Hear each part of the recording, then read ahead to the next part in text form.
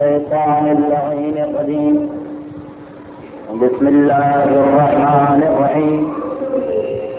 الحمد لله رب العالمين بارئ الخلائق أجمعين باعث الأنبياء والمرسلين والصلاة والسلام على سيد الأنبياء والنبيين خاتم المرسلين وإسرته الطيبين الطاهرين ولعنة الدائمة ولا أعدائهم أجمعين.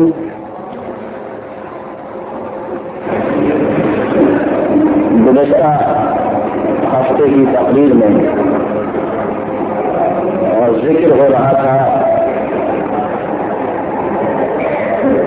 کہ 6ویں صدی کے آخر اور 7ویں صدی ہجری کے آغاز میں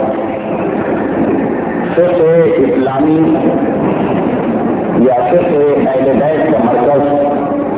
بغداد سے منتقل ہوتا ہے حلے کی جانب. حلہ جو وسطی عراق میں دریائے فرات کے کنارے اس وقت گمنام اور چھوٹا سا شہر تھا، لیکن اسلامی دنیا میں فرقہ وارانہ فسادات کے نتیجے میں آل محمد کے ماننے والے شیعوں کی ایک بڑی تعداد معروف اور مشہور شہروں کو چھوڑ کر گمنام یا غیر مشہور شہروں کا رخ اختیار کر رہی تھی. چنانچہ حلہ اس زمانے میں آل محمد کے ماننے والوں کا مرکز بنتا چلا جا رہا تھا، اور اسی دور میں مسلمانوں کے آپس کے فرقہ وارانہ فسادات کی کثرت نے منگولوں کو متوجہ کیا کہ وہ مسلمانوں کی کمزوری سے فائدہ اٹھائیں اور اپنی حکومت میں توسیع کریں. چنانچہ چنگیز خان اور اس کے بعد پھر اس کے بیٹے اور اس کے پوتے مسلسل اسلامی حکومت پر حملے کرتے رہے، اور اس کے نتیجے میں وہ دن آ گیا کہ جب خلافت بنو عباس کا خاتمہ ہوا اور بغداد پر ہلاکو خان کا وہ حملہ ہوا کہ آج تک مسلمان اپنی تاریخ میں بغداد پر اس حملے تاریخ اسلام کا سیاہ ترین اور غمناک ترین دن تصور کرتے ہیں. بغداد پر اس حملے کے نتیجے میں جب وحشی تاتاریوں نے قتل عام کیا تو اس وقت بغداد کے تمام کتب خانے، تمام لائبریریاں اور تمام کتابیں پھاڑ پھاڑ کر پھینک دی گئی. تاریخ کا فقہ کہ اتنی کثرت کے ساتھ کتابوں کو سمندر میں ڈالا گیا کہ دریا کا رنگ سیاہ پڑ گیا سیاہی کی وجہ سے کہ جو کتابوں کے صفحات سے نکل کر پانی کے اوپر جمتی چلی جا رہی تھی. پورا دریائے دجلہ سیاہ نظر آنے لگا ان ہزاروں کتابوں کی سیاہی کی وجہ سے جو اس میں پھینکی جا رہی تھی اور جو اس میں خط کی جا رہی تھی. اس دور میں جیسا کہ میں نے گزشتہ تفصیل میں کیا، اب یہ بغداد کی تباہی مزید تفصیل کے ساتھ آئندہ گفتگو میں آئے گی جب خواجہ نصیر الدین طوسی کے حالات بیان کیے جائیں گے. مگر اس وقت اتنی تفصیل میں جانے کی وجہ یہ کہ جب بغداد تباہ کیا جا رہا تھا،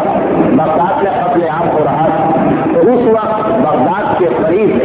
حلہ نامی یہ شہر مرکزیت اختیار کر رہا تھا آل محمد کے ماننے والوں اور آل محمد کی فقہ کی تبلیغ کرنے والوں کا. بغداد کی اس تباہی میں جہاں عام کتابیں تباہ ہوں وہاں آل محمد کی احادیث کا ایک بڑا ذخیرہ بھی تباہ ہو گیا. آل محمد کی احادیث پر مشتمل کتابوں کو بھی جلایا گیا یا دریا میں ڈالا گیا. اگرچہ آل محمد کی احادیث پر یہ ظلم و ستم ابتدائی سے جاری تھا، لیکن بغداد کی اس تباہی نے بہرحال احادیث کے ذخیرے کو ایک بہت بڑا نقصان پہنچایا. چنانچہ جب فقہ شیعہ کا یا فقہ اہل بیت کا مرکز حلہ بنا تو وہاں پہ نہ صرف یہ مسئلہ تھا کہ اس تباہی کے بعد اس انداز سے دوبارہ آل محمد کے ماننے والوں کو ایک مرکز پہ جمع کیا جائے، بلکہ ساتھ ساتھ مسئلہ یہ بھی تھا کہ یہ فقہ اہل بیت کہ جس کا دار و مدار قرآن اور حدیث کے اوپر احادیث کی اتنی کتابیں جو جل گئی یا ختم ہو گئی، تو اب اس انداز سے دوبارہ فقہ کی بنیادوں کو استوار کیا جائے. बड़ा नाजुक मसला था, बड़ा नाजुक मसला था। न सिर्फ ये कि आले मोहम्मद के शियों को अपनी जानों को महफूज करके इस पैगाम को आगे बढ़ाना था, बल्कि इल्मी एतबार से भी वो फिक़ा जो ज़ाय होती नजर आ रही थी उसे भी महफूज करना था। और कुदरत ने इस मकाम पर अल्लामा हिल्ली के खानदान को पैदा किया कि जिसने इस तमाम काम को बखूबी अंजाम दिया। एक तरफ दिल शिकस्ता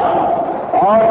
कमजोर शियों को एक मरकजियत अता की और उन्हें ईरान की सूरत में बहुत बड़ा इलाका मिल गया, और दूसरी जानिब बगदाद की तबाही के नतीजे में और उससे पहले बगदाद के फसादात के नतीजे में आले मोहम्मद की अहादीस और उलूम पर मुश्तमिल किताबें जिस अंदाज से ज़ाय कर दी गई थी, तो अल्लामा हिल्ली के पूरे खानदान ने फिक़्ह आले मोहम्मद को एक नया अंदाज और एक नया रंग दिया और ऐसी बुनियादें अता कर दी कि जिसके बाद फिर किसी वक्त भी इल्म के इस सिलसिले में कोई ताक़ुल या खला वाक़ न होने पाया। ये थोड़ी सी गुफ्तगू बुनियादी गुफ्तगू है, अगर कि बड़ी खुश्क है, लेकिन मैं सिर्फ इसलिए बयान कर रहा हूँ ताकि अल्लामा हिल्ली जैसी अजीम और नाबुगा हस्ती की अजमत सही मानों में ज़हनों में वाज़ेह हो सके। अल्लामा हिल्ली को इतना ही बड़ा कारनामा अंजाम दिया कि उलमा ने अल्लामा का लफ्ज़ ही अल्लामा हिल्ली के लिए मखसूस करके रख दिया। ये लफ्ज़ अल्लामा हमारे शहर की तरह तक़सीम नहीं हुआ, बल्कि उलमाए आलाम, मुज्तहिदीन अज़ाम और मुफक्किरीन इस्लाम ने अल्लामा हिल्ली को यह खिताब अता किया। तो अल्लामा हिल्ली के ज़माने में दो मसले सामने। पहला मसला ये था कि एक ऐसी मरकजियत शियों को दी जाए,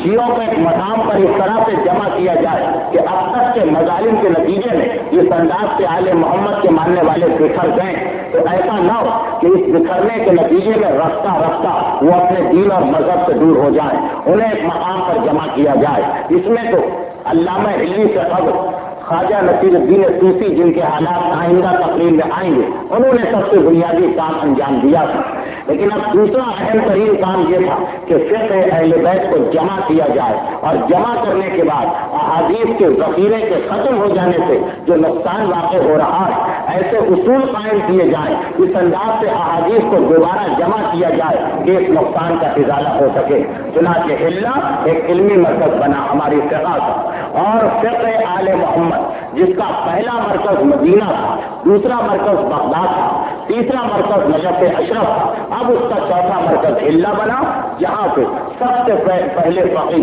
नजमुद्दीन जाफर इब्ने यहया इब्ने सईद मुहक़्क़िक़ अव्वल की सूरत में हमारे सामने आए, जिनका मुख्तसर का तज़किरा मैंने इससे कबल गुज़श्ता मंगल की तक़रीर में आपके सामने किया था। अल्लामा हिल्ली पर गुफ्तगू से कबल मैं फ़िक़्ह इस्लामी के बारे में एक इब्तिदाई बात बयान कर रहा हूँ ताकि ये गुफ्तगू हर एतबार से मुकम्मल हो जाए। अब जिस वक्त हमारी फ़िक़्ह का मरकज़ हिल्ला में मुंतक़िल हुआ और मुहक़्क़िक़ अव्वल, जिनकी किताब शराह-उल इस्लाम की तफ़सील मैंने गुज़श्ता तक़रीर में बयान की थी, मुहक़्क़िक़ अव्वल के हाथ में तमाम शियों की एक तरफ अब्बास व अली अकबर और आसिम, तो दूसरी तरफ जॉन जैसा हबशी गुलाम भी। जॉन खुशकिस्मत आदमियों में से करबला के 700 शहीदों सिर्फ 7 के जनाजों पर इमाम पहुंचते हैं, जिसमें जॉन भी शामिल। और जब जॉन के करीब पहुंचे, जॉन के सर को अपनी गोद में रखा और दुआ मांगी कि अल्लाहुम्मा बैयत वजह व तय्यब रीह वाहशुरहु मअल अबरार। खुदावंदा, मैं दुआ करता हूँ कि इसके चेहरे को सफेद कर दूं, इसके पसीने को खुशबूदार कर दूं, और जन्नत में इसे अबरार के साथ बैठो। तहारत के मसाइल, फिर नमाज के मसाइल, फिर रोजे के मसाइल, ये तरतीब अल्लामा हिल्ली के खानदान ने पहली मरतबा अता की है। इससे कबल फ़िक़्ह के मौज़ूआत पर किताबें तो लिखी जा रही थी, मगर उनके अंदर कोई तरतीब नहीं थी। पहली मरतबा अल्लामा हिल्ली के मामू मुहक़्क़िक़ ने जब अपनी फ़िक़्ह की किताब शराह-उल इस्लाम को लिखा, तो उसके अंदर वो तरतीब अता की जो आज तक तमाम फ़ुक़हा उसी तरतीब को मानते आ रहे हैं। यानी फ़िक़्ह के तमाम मसाइल को 4 हिस्सों में तक़सीम किया। पहले हिस्से का नाम इबादात रखा, दूसरे हिस्से का नाम मामलात रखा, तीसरे हिस्से का नाम इक़ाआत रखा, चौथे हिस्से का नाम अहकाम रखा। ये जो 4 हिस्से हमारी फ़िक़्ह के आज तक चले आ रहे हैं, इसकी बुनियाद पहली मरतबा अल्लामा हिल्ली के खानदान में, अल्लामा हिल्ली के मामू मुहक़्क़िक़ अव्वल ने डाली थी। اور اس کی ترتیب یہ، اگر کہ اب جو بات میں بیان کر رہا ہوں یہ عام لوگوں کے لیے بڑی خشک اور اکتا دینے والی ہوتی، لیکن جن کو خاص دلچسپی ہے فقہ سے ان کے لیے شاید یہ بات دلچسپی کا باعث ہو کہ فقہ کے یہ 4 حصے کس انداز سے کیے گئے، اس لیے کہ جتنے بھی احکامات شریعت یا تو ان کو انجام دیتے وقت نیت کرنا ضروری ہے یا نیت کرنا ضروری نہیں۔ اگر نیت کرنا ضروری ہو تو وہ فقہ کا پہلا حصہ بنتے ہیں عبادات، جیسے نماز، روزہ، قوم، حج، یہ وہ احکامات شریعت جنہیں انجام دیتے وقت نیت ضروری، بغیر نیت کے یہ کام کیا ہی نہیں جا سکتا۔ ہزاروں نمازیں پڑھ لی جائیں، اگر نیت نہ ہو تو وہ نماز ہی نہیں کہلائے گی۔ تو تمام احکامات شریعت کو 4 حصوں میں علامہ ہلی کے خاندان نے تقسیم کیا، اور وہ تقسیم اس انداز سے تھی کہ اگر وہ احکامات شریعت جو بغیر نیت کے انجام نہ دیے جا سکے، تمام احکامات شریعت کی 2 قسمیں، یا ان میں نیت ضروری ہے یا ضروری نہیں۔ اگر نیت ضروری ہے تو اس کا نام ہے حصہ اول عبادات۔ اگر نیت ضروری نہیں تو وہ احکامات شریعت جس میں نیت ضروری نہیں، پھر اس کی مزید 2 قسمیں ہو جاتی ہیں۔ وہ حکم شریعت جس میں نیت ضروری نہیں، اسے کرتے وقت یا زبان سے کچھ کہنا پڑتا ہے یا اس کو کرتے وقت زبان سے کچھ نہیں کہنا پڑتا ہے۔ اگر زبان سے کچھ نہ کہنا پڑے تو ان کا نام ہے فقہ کا حصہ 4 احکامات، جیسے دیت کے مسئلے، سزاؤں کے مسئلے، قصاص کے مسئلے۔ ایک آدمی نے دوسرے کو قتل کر دیا، قاتل کو سزا دی جائے، لیکن سزا دیتے وقت زبان سے کچھ کہنا ضروری نہیں۔ تو اب فقہ کے وہ مسائل جس میں نیت ضروری نہیں، پھر اس کے 2 حصے کیے علامہ ہلی کے ماموں محقق ہلی، اور اس انداز سے 2 حصے کیے کہ ان کاموں کو کرتے وقت زبان سے کچھ کہنا ضروری ہے یا ضروری نہیں۔ اگر ضروری نہیں ہے تو وہ فقہ کا 4تھا حصہ بن گیا احکامات، جس میں دیت کے مسئلے آتے ہیں۔ آپ نے کسی کو زخمی کر دیا، اس کے پیسے دینا پڑیں گے، زبان سے کچھ کہنا ضروری نہیں۔ کسی کو قتل کر دیا، اس کی سزا ملے۔ یا اب وہ بچے مسائل کے جس میں زبان سے کچھ کہنا ضروری، ان کی پھر 2 قسمیں، یا 2 آدمیوں کو زبان سے کہنا پڑے گا آمنے سامنے، یا ایک آدمی اگر زبان سے کہہ دے تو وہ چیز ہو جاتی۔ اگر 2 آدمیوں کو زبان سے کہنا پڑے تو وہ فقہ کا دوسرا حصہ بنتا ہے، اس کا نام ہے معاملات، جیسے نکاح ہو نہیں سکتا جب تک کہ زبان سے صیغہ ادا نہ کیا جائے، اور 2 آدمیوں کو آمنے سامنے بیٹھ کر کہنا پڑتا ہے۔ جیسے کاروبار ہو نہیں سکتا جب تک کہ خریدنے والا اور بیچنے والا زبان سے صیغہ ادا نہ کرے، جیسے اجارے کے مسائل۔ تو اگر 2 آدمیوں کو بولنا پڑے، وہ فقہ کے دوسرے حصے کے مسائل ہیں، ان کا نام ہے معاملات، جس میں نکاح کے مسئلے آتے ہیں، کاروبار کے مسئلے آتے ہیں، شرکت کے مسئلے آتے ہیں، مزدوری کے مسئلے آتے ہیں، کرائے کے مسئلے آتے ہیں۔ اور یا پھر ایک آدمی زبان سے بول دے تو وہ چیز ہو جائے گی، جس کا نام ہے ایقاعات، جیسے طلاق، کہ خالی اگر شوہر طلاق کا صیغہ زبان سے نکال دے طلاق واقع ہو جائے گی۔ جیسے غلام کو آزاد کرنا ہے، مالک کہہ دے میں نے تجھے آزاد کیا، بس اس نے کہہ دیا اور یہ کام ہو گیا۔ جیسے نظر،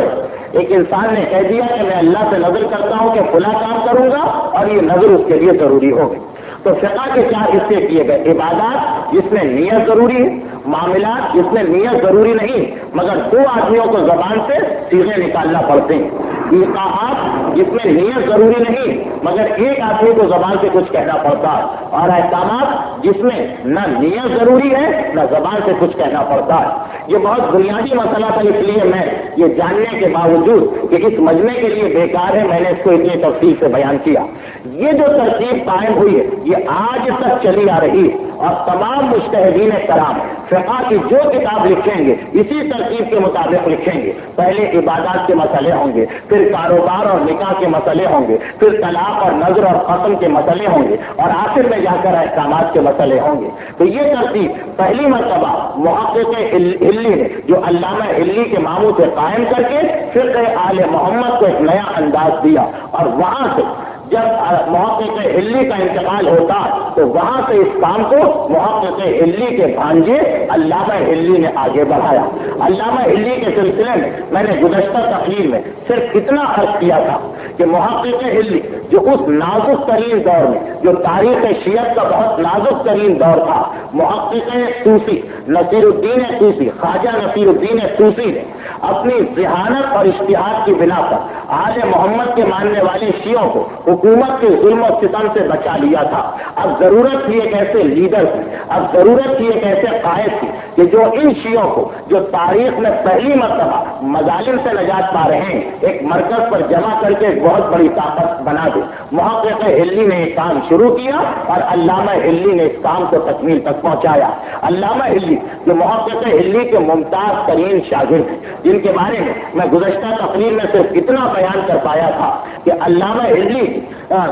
سب سے علامہ ہلی کی عظمت کا اندازہ اسی بات سے ہو سکتا کہ اگر کبھی آپ کو ہماری کتابوں میں یعنی شیعہ مذہب کی کتابوں میں کبھی لفظ علامہ لکھا ہوا نظر آئے فوراً سمجھ لیجیے کہ اس سے مراد یہی علامہ ہلی۔ ان علامہ ہلی کو تمام علماء نے 7ویں صدی کا مجدد قرار دیا ہے۔ اس سے پہلے کہ میں ان کے تفصیلی حالات بیان کروں، مختصر سی ان کی سوانح حیات آپ کے سامنے پیش کر دوں جو میرا دستور اور طریقہ۔ یہ تھوڑی خشک باتیں لیکن 2-4 منٹ کی گفتگو کے بعد انشاءاللہ پھر واقعاتی اعتبار سے آپ تقریر سنیں گے۔ علامہ ہلی ان کی کنیت ابو منصور ہے اور ان کا لقب، پہلا لقب علامہ، دوسرا لقب جمال الدین یعنی دین کا جمال، اور تیسرا لقب جمال الملت والحق والدین ہے۔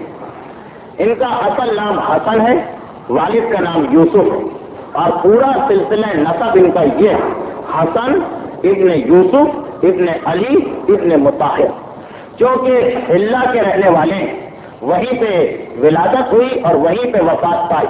اس مناسبت سے ان کا نام ہلی قرار پایا اور مشہور ترین یہی نام ہے علامہ ہلی۔ ان کی ولادت 19 رمضان سن 648 ہجری کو ہوئی۔ 19 رمضان سن 648 ہجری جو عیسوی حساب سے 1250 عیسوی کا سن تھا،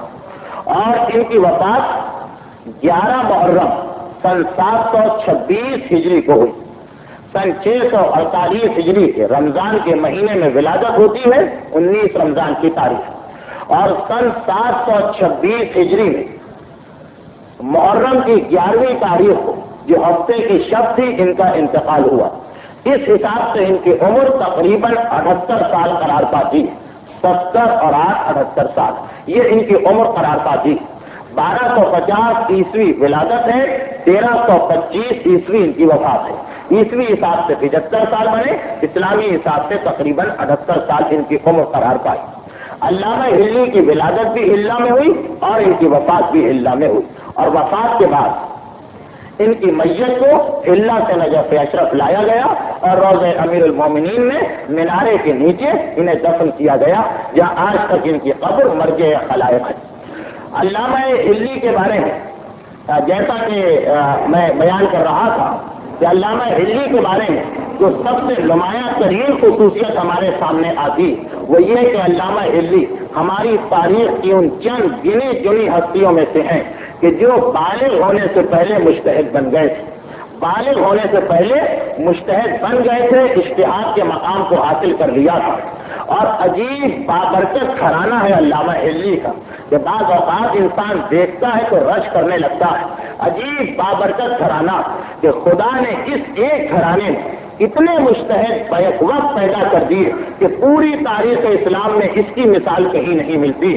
علامہ ہلی کے خاندان میں ایسا وقت بھی گزرا کہ ایک ایک وقت میں 10 مجتہد علامہ ہلی کے خاندان میں موجود تھے، اور پھر علامہ ہلی پر جو خدا کی خاص برکت اس کا اندازہ اسی سے کیجیے کہ خود علامہ ہلی مجتہد۔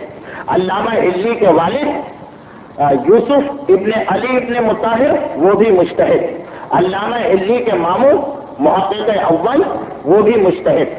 علامہ ہلی کے دوسرے ماموں نجیب الدین یحییٰ ابن سعید وہ بھی مجتہد، علامہ ہلی کے سگے بھائی وہ بھی مجتہد، علامہ ہلی کے بیٹے فخر المحققین وہ بھی مجتہد، علامہ ہلی کے پوتے وہ بھی مجتہد، علامہ ہلی کے 2 بھتیجے دونوں مجتہد، علامہ ہلی کے 2 بھانجے اور دونوں کے دونوں مجتہد۔ ایسا بابرکت خاندان کہ جس میں خود مجتہد، باپ مجتہد، ماموں مجتہد، چچا مجتہد، بھائی مجتہد، بیٹے پوتے بھتیجے بھانجے، پورا کا پورا خاندان علامہ ہلی کا مجتہدین کا خاندان تھا۔ اور علامہ ہلی کے خاندان مجتہد اجتہاد کے اس مقام کو حاصل کرنے کے بعد حقیقت میں دین شیعہ کی اتنی خدمت کی کہ علامہ ہلی کے دور ہی سے شیعت کا دور تاخر شروع ہو جاتا. اس کی تفصیل انشاءاللہ آپ کے سامنے آ رہی. تو اندازہ کریں کتنی بابرکت ہستی ہے علامہ ہلی کی اور کتنا عظیم خاندان ہے علامہ ہلی کا خاندان کہ ایک وقت میں اتنے سارے قریبی رشتے دار اور وہ سب کے سب اجتہاد کے مقام پر فائز ہیں. علامہ ہلی نے ابتدائی تعلیم اپنے والد سے حاصل کی جو سدید الدین یوسف ابن علی ابن مطہر ہے. ان کے بارے میں علامہ ہلی کے بارے میں بھی ایک واقعہ ہماری تاریخوں میں موجود ہے کہ جب خواجہ نصیر الدین طوسی جو ہلاکو خان کے وزیر اعظم تھے بغداد سے حلہ تشریف لائے تاکہ علماء حلہ سے ملاقات کریں تو اس وقت محقق ہلی کے پاس وہ پہنچے محقق ہلی کے درس میں شرکت کے لیے. محقق ہلی اس وقت تمام دنیائے شیعت کے سب سے بڑے مجتہد اور مرجع عالی قدر تھے. ان کے درس میں پہنچے اور پھر وہ واقعہ جو پیش آیا جو گزشتہ تقریب میں نے بیان کیا کہ خواجہ نصیر الدین طوسی نے محقق ہلی پر ایک اعتراض کیا اور محقق ہلی نے فوراً اس کا ایسا جواب دیا کہ نصیر الدین طوسی جیسا عظیم فلسفی ساکت و خاموش ہو گیا. اس کے بعد جب محقق ہلی کا درس ختم ہو گیا تو اس کے بعد خواجہ نصیر الدین طوسی نے محقق ہلی سے یہ پوچھا کہ آپ اس شہر حلہ میں آپ کے نزدیک سب سے بڑا عالم کون ہے؟ محقق ہلی نے جواب دیا کہ ہمارے پورے شہر پر خدا کی خاص برکت اور یہاں اتنے سارے علماء کہ یہ فیصلہ کرنا ناممکن ہے کہ ان میں بڑا کون ہے اور چھوٹا کون ہے. محقق ہلی کا جواب سن کر خواجہ نصیر الدین طوسی نے سوال کیا کہ اچھا یہ بتائیے کہ علم اصول میں اور علم فقہ میں سب سے بڑا عالم کون ہے؟ محقق ہلی نے فی الفور علامہ ہلی کے والد کو جو خود ان کے شاگرد تھے ان کی جانب اشارہ کیا اور بتایا کہ میرے نزدیک اس وقت پوری دنیا شیعت میں فقہ اور اصول میں سب سے بڑا عالم یہی شخص ہے شیخ سدید الدین. ان کی جانب اشارہ کیا. یہ علامہ ہلی کے والد ہیں. روایت تاریخی حکایات میں یہ بھی ہے کہ جب خواجہ نصیر الدین طوسی واپس چلے گئے اور یہ اطلاع محقق ہلی کے چچا زاد بھائی کو ملی کہ محقق ہلی نے میرا نام نہیں لیا بلکہ سدید الدین کا نام لیا تو انہوں نے ایک خط لکھا محقق ہلی کے نام اور کہا کہ مجھے بڑا غم ہوا بڑا دکھ ہوا یہ سن کر کہ جب نصیر الدین طوسی نے یہ پوچھا تھا تو آپ نے میرے بجائے ابن مطہر کا نام لیا سدید الدین کا نام لیا. مجھے بڑا افسوس ہوا یہ سن کر آپ کو میرا نام لینا چاہیے تھا. تو اس وقت محقق ہلی نے فوراً ان کو جواب دیا اور اس میں یہ تحریر کیا کہ بے شک میں تیرا نام لیتا لیکن مجھے پتا تھا کہ نصیر الدین طوسی اتنا زیرک اتنے ذہین اور اتنے ہوشیار شخص کہ ہو سکتا ہے کہ وہ فی الفور سوال کرے اور مجھے یہ معلوم تھا کہ تم اپنے تمام تر علم اور مہارت کے باوجود نصیر الدین طوسی کے سوال کا جواب نہیں دے سکتے ہو. ان کے سوال کا جواب اس وقت پوری دنیا شیعت میں یا میں دے سکتا ہوں اور یا پھر یہ میرا بہنوئی دے سکتا ہے. آپ کے علم میں ہوگا میں نے گزشتہ تقریر میں بیان کیا تھا کہ محقق کی بہن علامہ ہلی کے والدان یعنی علامہ ہلی کے والد محقق ہلی کے بہنوئی. خواجہ نصیر الدین طوسی نے یہ پوچھنے کے بعد کہ سب سے بڑا عالم کون ہے پھر یہ پوچھا کہ آپ کے شاگردوں میں سب سے ممتاز ترین شاگرد کون ہے تو محقق ہلی نے فی الفور علامہ ہلی کی جانب اشارہ کیا اور جواب دیا کہ میرے شاگردوں میں سب سے ممتاز ترین شاگرد یہی ہے. اور یقیناً علامہ ہلی ان علماء کرام میں سے تھے کہ جن کے بارے میں بچپنے ہی میں پورے یقین کے ساتھ یہ کہا جا سکتا تھا کہ یہ آگے چل کر آسمان علم کا آفتاب بن کے ابھریں گے. آپ نے علامہ ہلی کے بچپنے کے بہت واقعات سنے ہوں گے اس لیے میں ان کی تفصیل میں نہیں جا رہا لیکن صرف آپ کو یاد دلانے کے لیے کہ یہ وہی ہستی ہے جن کے بارے میں آپ نے یہ واقعہ بھی سنا ہوگا کہ علامہ ہلی 9 سال کی عمر ہے. اب یہ اندازہ کریں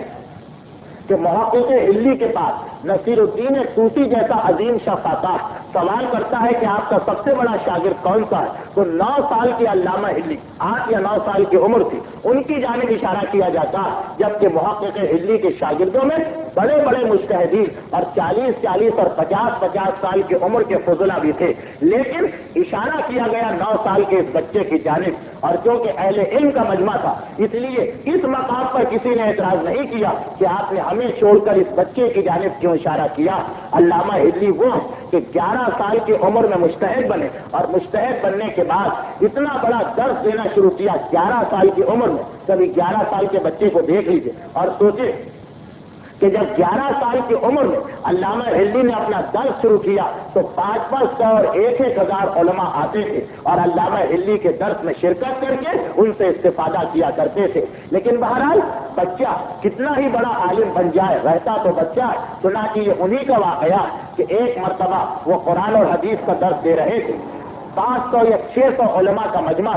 سب کے سب اپنے استاد کی جانب ہمتاً متوجہ تھے، اور 11-12 سال کا بچہ چھوٹا سا امامہ پہن کے کھڑا اور سب کو سبق پڑھا رہا کہ اتنے میں اس مقام پر جہاں پہ یہ درس دیا جا رہا 2 چڑیا آپس میں لڑتی ہوئی آئی اور گر پڑی۔ 2 چڑیا زمین پہ گری۔ علامہ ہلی باوجود یہ کہ مجتہد ہیں، اتنے بڑے عالم ہیں، مگر بہرحال ہے تو بچپنا، بے اختیار قرآن اور حدیث کا درس دیتے دیتے آگے بڑھے اور اپنا امامہ اتار کر ان دونوں چڑیوں پر رکھ کر انہیں پکڑ لیا اور ان کو اپنے ہاتھوں میں لے کر ان سے کھیلنے لگے۔ 600 مجتہد، 600 علماء اور فضلاء کا مجمع، اور یہ علامہ ہلی ان چڑیوں کو ہاتھ میں لے کے کھیل رہے ہیں۔ یہ بچپنے کی کیفیت ہے۔ بتانے کا مقصد یہ کہ اتنا بچپنا تھا لیکن دوسری جانب علم و فضل استعمال کا تھا۔ چنانچہ وہ بھی ان کا مشہور و معروف واقعہ کہ ایک مرتبہ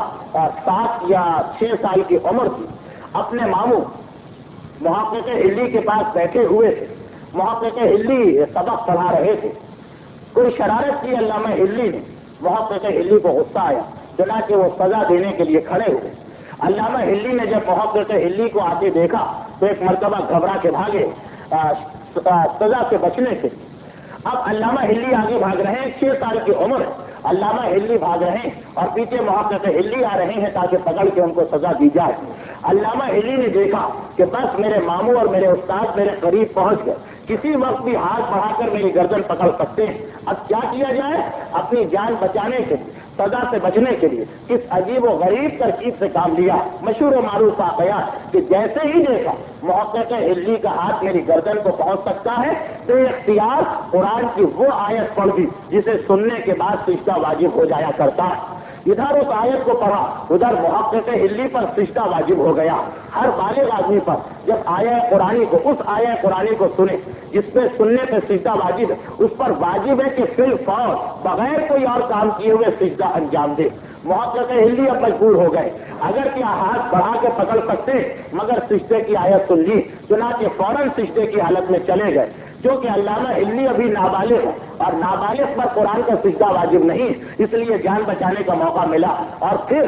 جیسے ہی محقق ہلی سجدے سے سر اٹھاتے اور علامہ ہلی کے پیچھے آتے ہیں، علامہ ہلی نے پھر یہ منظر دیکھا کہ میرے ماموں میرے قریب پہنچے، ایک مرتبہ پھر سجدے کی آیت پڑھی، محقق ہلی پھر سجدے میں گرے اور علامہ ہلی کو جان بچانے کا موقع مل گیا۔ 3-4 مرتبہ یہ واقعہ پیش آیا۔ محقق ہلی نے اپنے بھانجے کی اور اپنے شاگرد کی ذہانت کو دیکھا، غصہ جاتا رہا، بے اختیار ہونٹوں پہ مسکراہٹ آ گئی اور آگے بڑھا کر گلے سے لگا لیا اور یہ پیشین گوئی کی کہ مجھے یقین ہے کہ تو آگے جا کر اس مقام پر پہنچے گا کہ لوگ مجھے بھی بھلا دیں گے۔ اور دیکھا تاریخ نے کہ واقعاً علامہ ہلی اس منزل اور اس مقام کے اوپر پہنچے۔ اب بچپنے میں جس کی یہ حالت، بچپنے میں جس کی یہ کیفیت، بچپنے میں جو اس انداز سے علم حاصل کر رہا ہوں، خود آپ اندازہ کر سکتے ہیں کہ جوانی میں جا کے علامہ ہلی کس مقام کے اوپر پہنچے ہوں گے۔ یہ آپ نے فقہ میں ان کی مہارت دیکھی۔ ان کے بچپنے کا ایک واقعہ اور تاریخوں میں لکھا کہ قرآن کے اوپر کتنا عبور تھا ان کو۔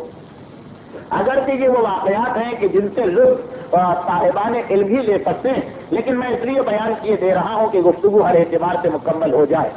جیسا کہ میں نے عرض کیا کہ علامہ ہلی نے ابتدائی تعلیم اپنے والد کے پاس حاصل کی، تو ایک دن اپنے والد کے پاس بیٹھے ہوئے سبق پڑھ رہے تھے۔ یہ قرآن پر عبور، ابتدائی تعلیم، بالکل ابتدائی تعلیم اپنے والد کے پاس حاصل کی، اور اس کے بعد جب والد کے پاس ابتدائی تعلیم حاصل کر لی تو اس کے بعد فقہ کی اور اصول فقہ کی تعلیم اپنے ماموں محقق ہلی کے پاس حاصل کی۔ تو اب یہ 6 سال سے بھی پہلے کی عمر کا واقعہ، 6 سال میں تو یہ اپنے ماموں کے پاس چلے گئے تھے، یہ اس سے بھی پہلے کا واقعہ ہے 4 یا 5 سال کا۔ محقق ہلی اپنے والد کے سامنے، علامہ ہلی اپنے والد کے سامنے بیٹھے، سبق ہو رہا ہے اور اس وقت ایک مستری دیوار کی مرمت کر رہا تھا، صحن میں باپ اور بیٹے بیٹھے ہوئے۔ وہ دیوار کی مرمت کر رہا تھا. مٹی کی دیواریں اس زمانے میں بنائی جاتی تھی. اتفاق سے کچھ مٹی دیوار پر سے اڑ کر علامہ ہلی کے چہرے پر آ کر گری.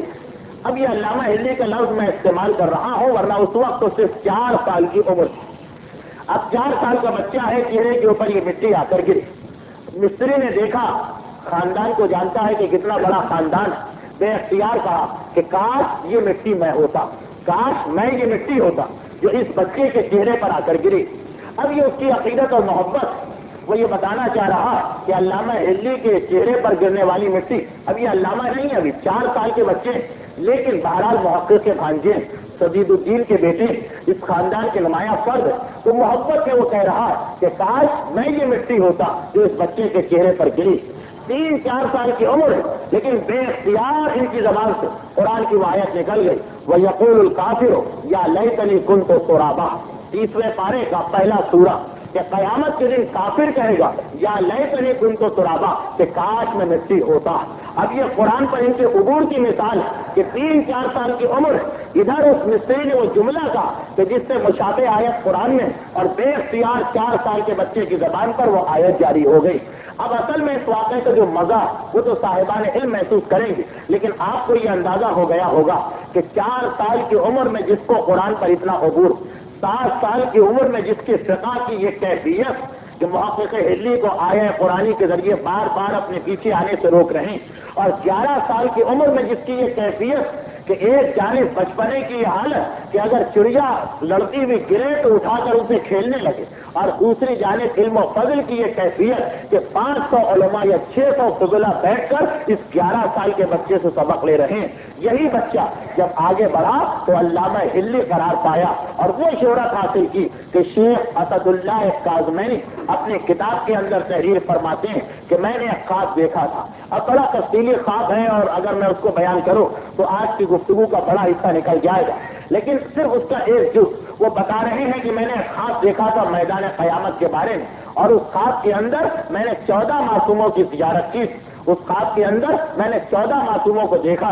اور ان 14 معصوموں کی بارگاہ میں تمام علماء کرام کو لایا جا رہا تھا, ہر دور کے, امام کے زمانے سے لے کر اسد اللہ کاظمینی کے زمانے تک جتنے بھی علماء گزرے, وہ فرما رہے ہیں کہ میں نے خواب میں سب کو آتے ہوئے دیکھا, اور میں نے یہ دیکھا کہ تمام علماء میں سب سے آگے, سب سے نمایاں مقام پر, سب سے آگے, اور معصومین کے پہلو میں ایک کرسی رکھی ہوئی, اور میں نے یہ منظر دیکھا کہ یہ کرسی علامہ ہلی کے لیے رکھی ہوئی. جب علامہ ہلی آئے تو تمام علماء کرام, وہ تمام علماء جو معصوم کے زمانے سے لے کر اسد اللہ کاظمینی کے زمانے تک گزرے, ان تمام علماء میں وہ فرما رہے ہیں کہ میں نے دیکھا کہ سب سے آگے علامہ ہلی کو بٹھایا گیا, بالکل معصوم کے پہلو میں اور معصوم کے ساتھ. تو اندازہ کیا جا سکتا کہ کتنا عظیم مقام ہوگا علامہ ہلی کا, کہ جن کے بارے میں یہ خواب, اور یہ تو آپ کے علم میں ہے کہ جس خواب میں معصوم آ جائے وہ خواب غلط نہیں ہوتا. اس سچے خواب سے پتا چلا کہ معصومین کی نگاہ میں اتنا بلند مقام ہے علامہ ہلی کا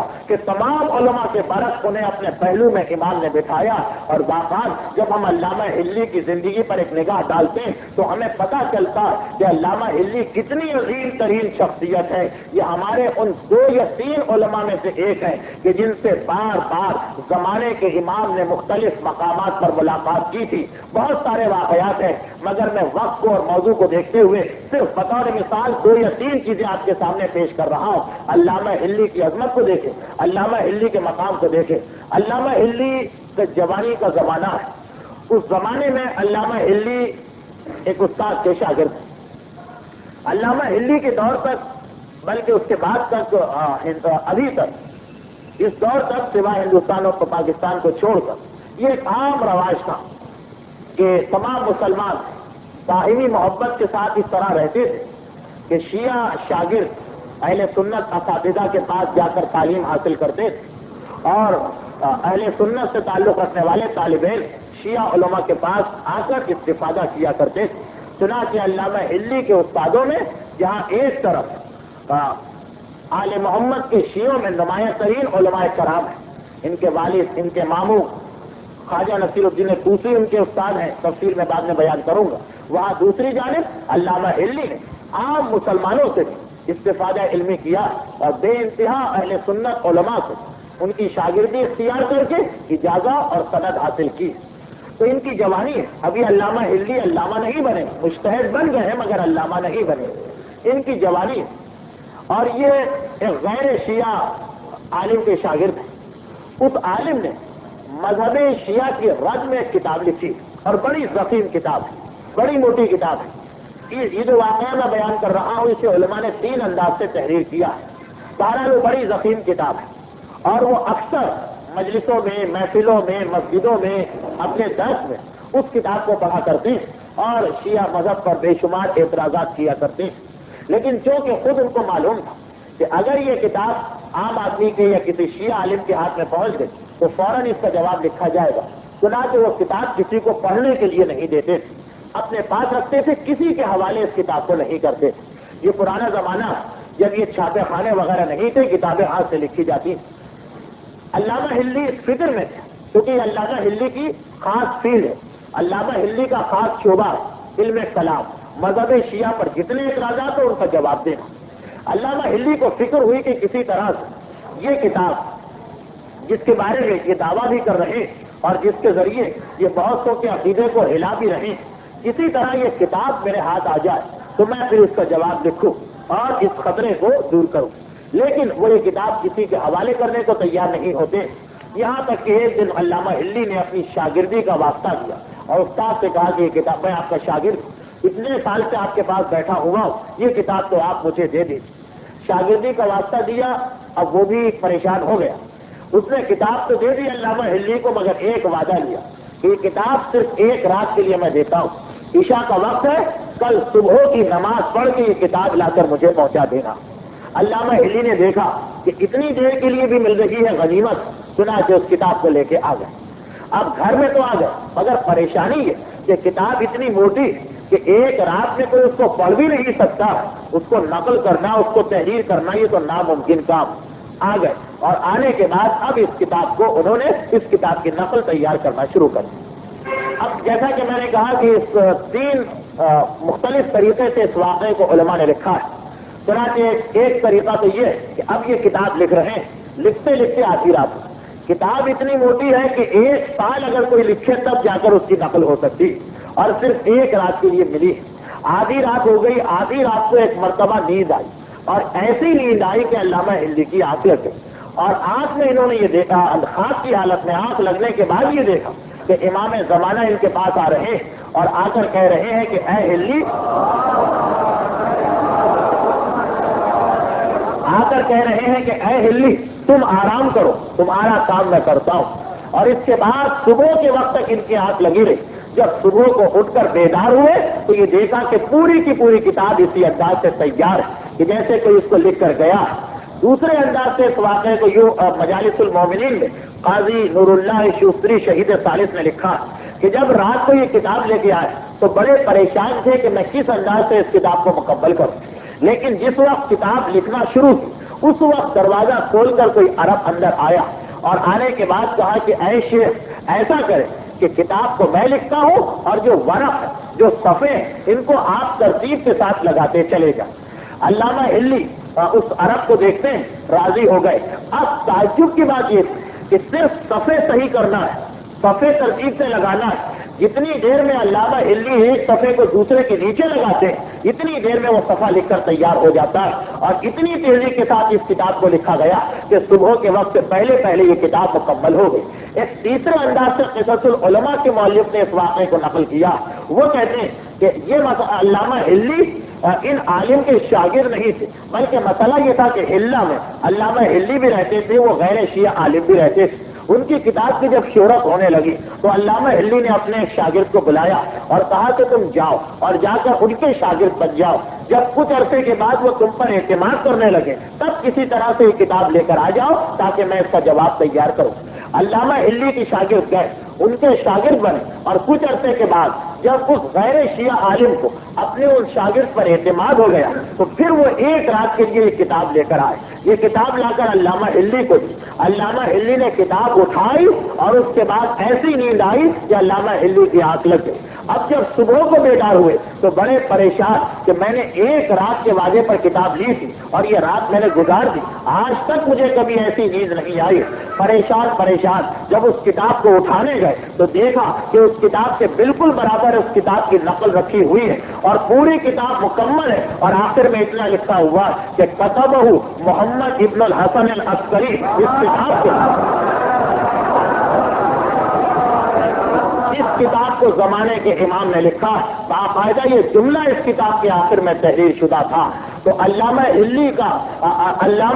کا یہ علمی جہاد امام کو اتنا پسند آیا کہ بذات خود علامہ ہلی کی مدد کے لیے امام تشریف لائے، لیکن تاریخ یہ بتاتی کہ یہ پہلا موقع نہیں تھا، اس کے علاوہ بھی اکثر علامہ ہلی سے امام کی ملاقات ہوتی رہتی۔ خود علامہ ہلی نقل فرماتے ہیں کہ ایک مرتبہ میں ہلہ سے کربلا کی جانب آ رہا تھا، میں ہلہ سے کربلا کا سفر کر رہا تھا، چلتے چلتے راستے میں ایک عرب آیا اور میرا ساتھی بن گیا۔ اب ہم دونوں چل رہے ہیں، دوران گفتگو جب میں نے اس عرب سے تھوڑی سی بات چیت کی تو میں یہ دیکھ کے بڑا حیران ہوا کہ وہ تو بہت فاضل اور بہت عالم لگ رہا ہے۔ میں حیران اس بات پر ہوا کہ اتنا بڑا فاضل، اتنا بڑا عالم اس دور میں، اور میں نے آج تک نہ اسے دیکھا، نہ اس کا تعارف حاصل کیا، نہ کبھی اس سے ملاقات کی۔ علامہ ہلی کہہ رہے ہیں، یہ اس دور کا واقعہ ہے کہ جب علامہ ہلی واقعاً علامہ بن گئے تھے۔ یہ کہہ رہے ہیں کہ جب میں نے اس سے بات چیت، اس کے علم و فضل کو اور اس کے مقام کو دیکھا، خود علامہ کے مقام کو بھی پہچانے، میں نے جب اس کے علم و فضل کو دیکھا تو کچھ اعتراضات، کچھ سوالات میرے ذہن میں کافی عرصے سے تھے، لیکن ان کا جواب دینے والا کوئی نہیں تھا۔ اب جب اپنے زمانے کے سب سے بڑے عالم علامہ ہلی، تو اب ان کو مطمئن کون کر سکتا ہے؟ تو یہ کہہ رہے ہیں کہ میرے ذہن میں کچھ اعتراضات تھے، کچھ سوالات تھے، کچھ اشکال تھے، آج تک مجھے ان کا جواب کہیں سے نہیں ملا تھا۔ جب اس آدمی سے گفتگو اور میں نے دیکھا کہ یہ تو بہت ہی فاضل اور بہت ہی بڑا عالم، تو میں نے اپنے سارے سوالات ایک ایک کر کے اس کے سامنے پیش کرنا شروع کیا، اور اس نے بڑے اطمینان کے ساتھ میرے ایک ایک سوال کا جواب دینا شروع کیا، یہاں تک کہ وہ سوالات جو سالوں سے میرے ذہن میں تھے اور میں سوچ رہا تھا کہ کوئی ان کا جواب نہیں دے سکتا، ان کا جواب اس شخص نے ایک ایک لمحے کے اندر دے دیا۔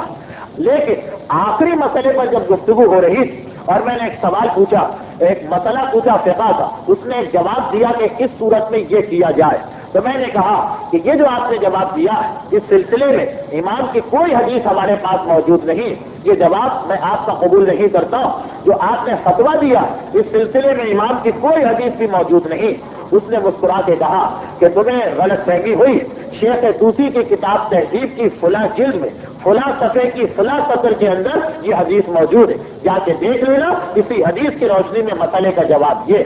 علامہ ہلی کہتے ہیں کہ جب میں نے اس کا یہ علم دیکھا، جب میں نے اس کی یہ حالت دیکھی، میں نے کہا کہ بس ایک آخری سوال میں اور کرنا چاہتا ہوں۔ میرے ذہن میں کافی عرصے سے یہ مسئلہ کہ کیا غیبت کے زمانے میں کوئی شخص اپنے زمانے کے امام سے ملاقات کر سکتا ہے یا نہیں کر سکتا، اس کا جواب مجھے کہیں سے نہیں مل رہا۔ اب آپ کسی طرح اس کا جواب دیں۔ گفتگو کے دوران جب علامہ ہلی نے یہ سوال پیش کیا، آخری سوال، تو علامہ ہلی کے ہاتھ میں جو کوڑا تھا، جو تازیانہ تھا جس سے جانور کو آتا جاتا، وہ ان کے ہاتھ سے زمین پر گر گیا۔ روایت میں یہ علامہ ہلی کہتے کہ میں نے دیکھا کہ اس عرب نے اپنی سواری کا جانور روکا، وہ زمین پر اترا، اس نے اس تازیانے کو اٹھایا اور میرے ہاتھ میں پکڑایا، اور جس وقت اس تازیانے کو وہ عرب میرے ہاتھ میں پکڑا رہا تھا تو بس اتنا اس نے جواب دیا کہ اے ہلی، تم یہ سوال کر رہے ہو کہ کیا کوئی امام زمانہ سے ملاقات کر سکتا ہے؟ بھلا اس سے زیادہ ملاقات واضح کیسے ہوگی کہ امام کا ہاتھ تمہارے ہاتھ کے اندر موجود ہے۔ علامہ ہلی کہتے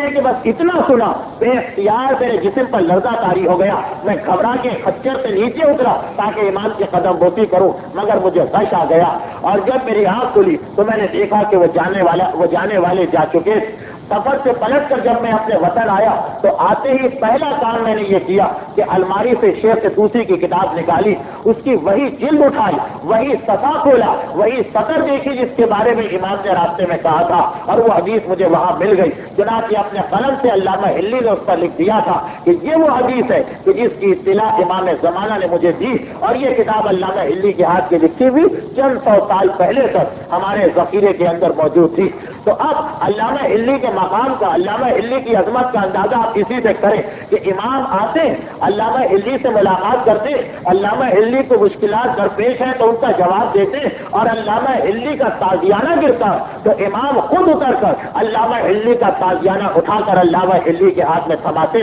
और फिर वो तो मशहूर तरीन वाक़या अल्लामा हिल्ली का जो आपने बारहा सुना होगा ज़ाकिरीन कराम की ज़बानी, किताब तज़किरतुल फ़ुक़हा, अल्लामा हिल्ली खुद नकल करते हैं, बहुत मशहूर वाक़या। दिल चाहता है कि इसको बयान न किया जाए इसलिए कि आपका सुना हुआ है, मगर फिर यह ख्याल आता है कि गुफ्तगू अल्लामा हिल्ली पर हो रही, एक पहलू भी नजरअंदाज नहीं होना चाहिए, इसलिए बहुत मुख्तसरन आपका सुना हुआ वाक़या है, बहुत मुख्तसरन इसे आपके सामने पेश करना कि अल्लामा हिल्ली कह रहे हैं कि मैंने अहादीस की किताबों में ये देखा, किताब तज़किरतुल फ़ुक़हा, अल्लामा हिल्ली की अपनी किताब है, उसमें अल्लामा हिल्ली तहरीर फरमा रहे हैं कि मैंने अहादीस की किताबों में ये देखा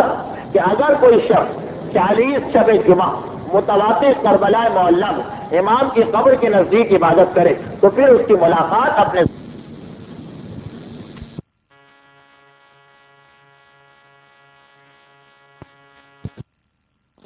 तालिब इल्मों को छुट्टी हुई उस दिन, और अल्लामा हिल्ला से करबला खच्चर पे सवार होके आते हैं। 40 शब जुमा मुतवातिरा, 39 शब जुमा मुतवातिरा,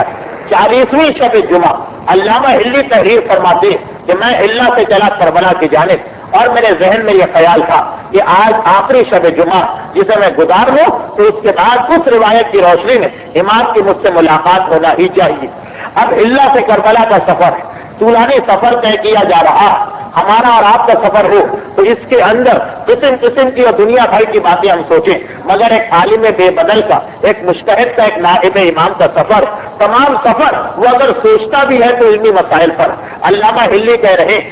कि इस 40वें सफर में जब मैं चल रहा था तो मेरे जहन में एक इल्मी मसला आ गया, और मैंने सोचा कि अक्सर रिवायतों में ये मौजूद है कि अगर कोई शख्स खुलूस दिल के साथ इमाम हुसैन के मसाइब पर रोए और उसकी आंख से आंसू का खतरा निकल आए तो उसके सारे गुनाह माफ हो जाया करते हैं। लेकिन मेरी समझ में यह रिवायत नहीं आ रही कि सिर्फ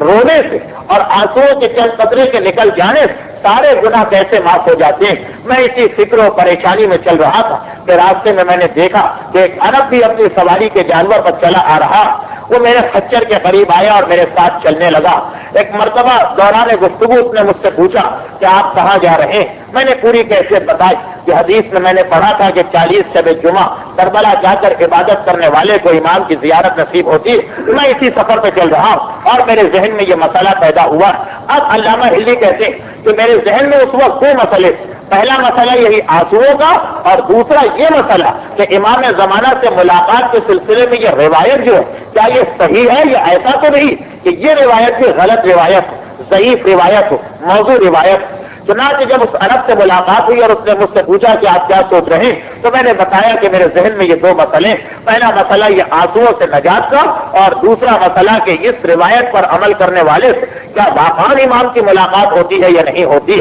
उस अरब ने एक मरतबा मुझसे कहा कि मैं आपके दोनों सवालों का जवाब दूंगा, और पहले सवाल का तो उसने वो जवाब दिया जो आपने बारहा सुना, कहा कि ऐ हिल्ली, इससे पहले कि मैं तुम्हें तुम्हारे सवाल का जवाब, एक बात तो बताओ कि अगर कोई बादशाह शिकार पे निकला, रास्ता भूल गया, रास्ता भूल कर वो किसी ऐसे मकाम पर पहुंच गया जहां पे खाली एक झोपड़ी उसे नजर आ रही हो, ये झोपड़ी किसी ज़ईफा की झोपड़ी हो जिसकी पूरी जिंदगी, पूरा असासा, पूरा माल एक बकरी, इसी बकरी के दूध पर ये ज़ईफा जिंदगी गुजारती। ये बादशाह प्यास की कैफियत में ज़ईफा के पास पहुंचता और जाकर प्यास की शिकायत करता, वो फौरन अपनी बकरी का ताजा दूध धोकर बादशाह की खिदमत में पेश करती। जब प्यास बुझी तो बादशाह ने भूख की शिकायत उस ज़ईफा ने सुना, फिर फौर उस बकरी को ज़बा करके उसके गोश्त से कबाब बनाकर बादशाह की खिदमत में पेश किए। बादशाह ने पेट भी भरा, बादशाह की प्यास भी खत्म हुई। एक मर्तबा वापिस चलते वक्त उसको बता गया कि मैं कौन हूं, और कह गया कि अगर कभी तुम दारुल खिलाफा आना तो मुझसे मुलाकात करना। ऐ हिल्ली, ये बताओ कि अगर कभी ये ज़ईफा इस बादशाह से मुलाकात के लिए पहुंचे, खुद अल्लामा हिल्ली तज़किरतुल फ़ुक़हा में लिख रहे हैं, تو اب بادشاہ اسے کتنا انعام دے کہ اس خدمت کا صلہ ہو جائے جو اس ضعیفہ نے اس وقت بادشاہ کی تھی، جب بادشاہ بالکل عاجز اور مجبور، بھوکا اور پیاسا تھا۔ علامہ ہلی نے جواب دیا کہ اب اگر بادشاہ اپنی پوری سلطنت کی اس کے حوالے کر دے تو شاید اس کے برابر نہ ہو سکے کہ جو خدمت اس ضعیفہ نے انجام دی۔ وہ عرب سوال کرتا ہے کہ کیوں ایک بکری کے بدلے میں 10 بکریاں، 50 بکریاں، 100 بکریاں دے دے؟ علامہ ہلی کہتے ہیں کہ نہیں، اصل مسئلہ یہ نہیں، اصل مسئلہ یہ کہ اس ضعیفہ نے اپنا پورا اثاثہ، اپنی پوری کائنات، اپنی پوری چیزیں اس بادشاہ کے اوپر قربان کر دی۔ اب تقاضا عقل یہی ہے کہ یہ بادشاہ احسان کا بدلہ اس طرح دے کہ جو کچھ اس کے پاس ہے وہ سب اس ضعیفہ کے حوالے کر دے۔ عرب نے کہا کہ بس یہی اس روایت کا مقصد کہ جب حسین نے اپنی پوری کائنات راہ خدا میں قربان کر دی تھی تو اب اگر خدا بھی پوری کائنات حسین کے حوالے کر دے تو اس میں تعجب کی کیا بات ہے؟ اور سنو، تمہارے دوسرے سوال کا یہ جواب ہے کہ زمانے کا امام تمہارے سامنے کھڑا ہوا ہے، اب اس روایت میں شک و شبے کی کیا گنجائش؟ علامہ ہلی کہتے ہیں بس اتنا سننا تھا، میں نے چوک سے جو دیکھا تو دیکھا کہ وہ غائب ہو چکا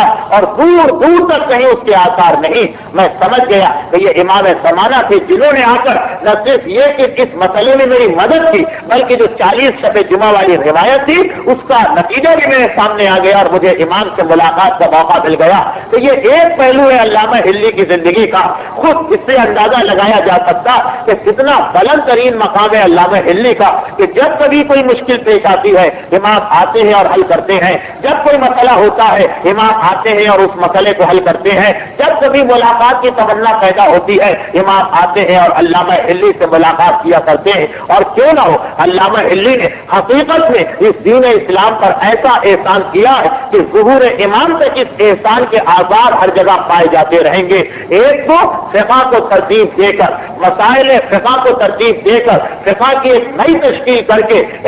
علامہ ہلی نے احسان کیا، اور دوسرا احسان جس کا تذکرہ میں گزشتہ تقریر میں کر رہا تھا کہ جب ہلاکو خاں کے پوتے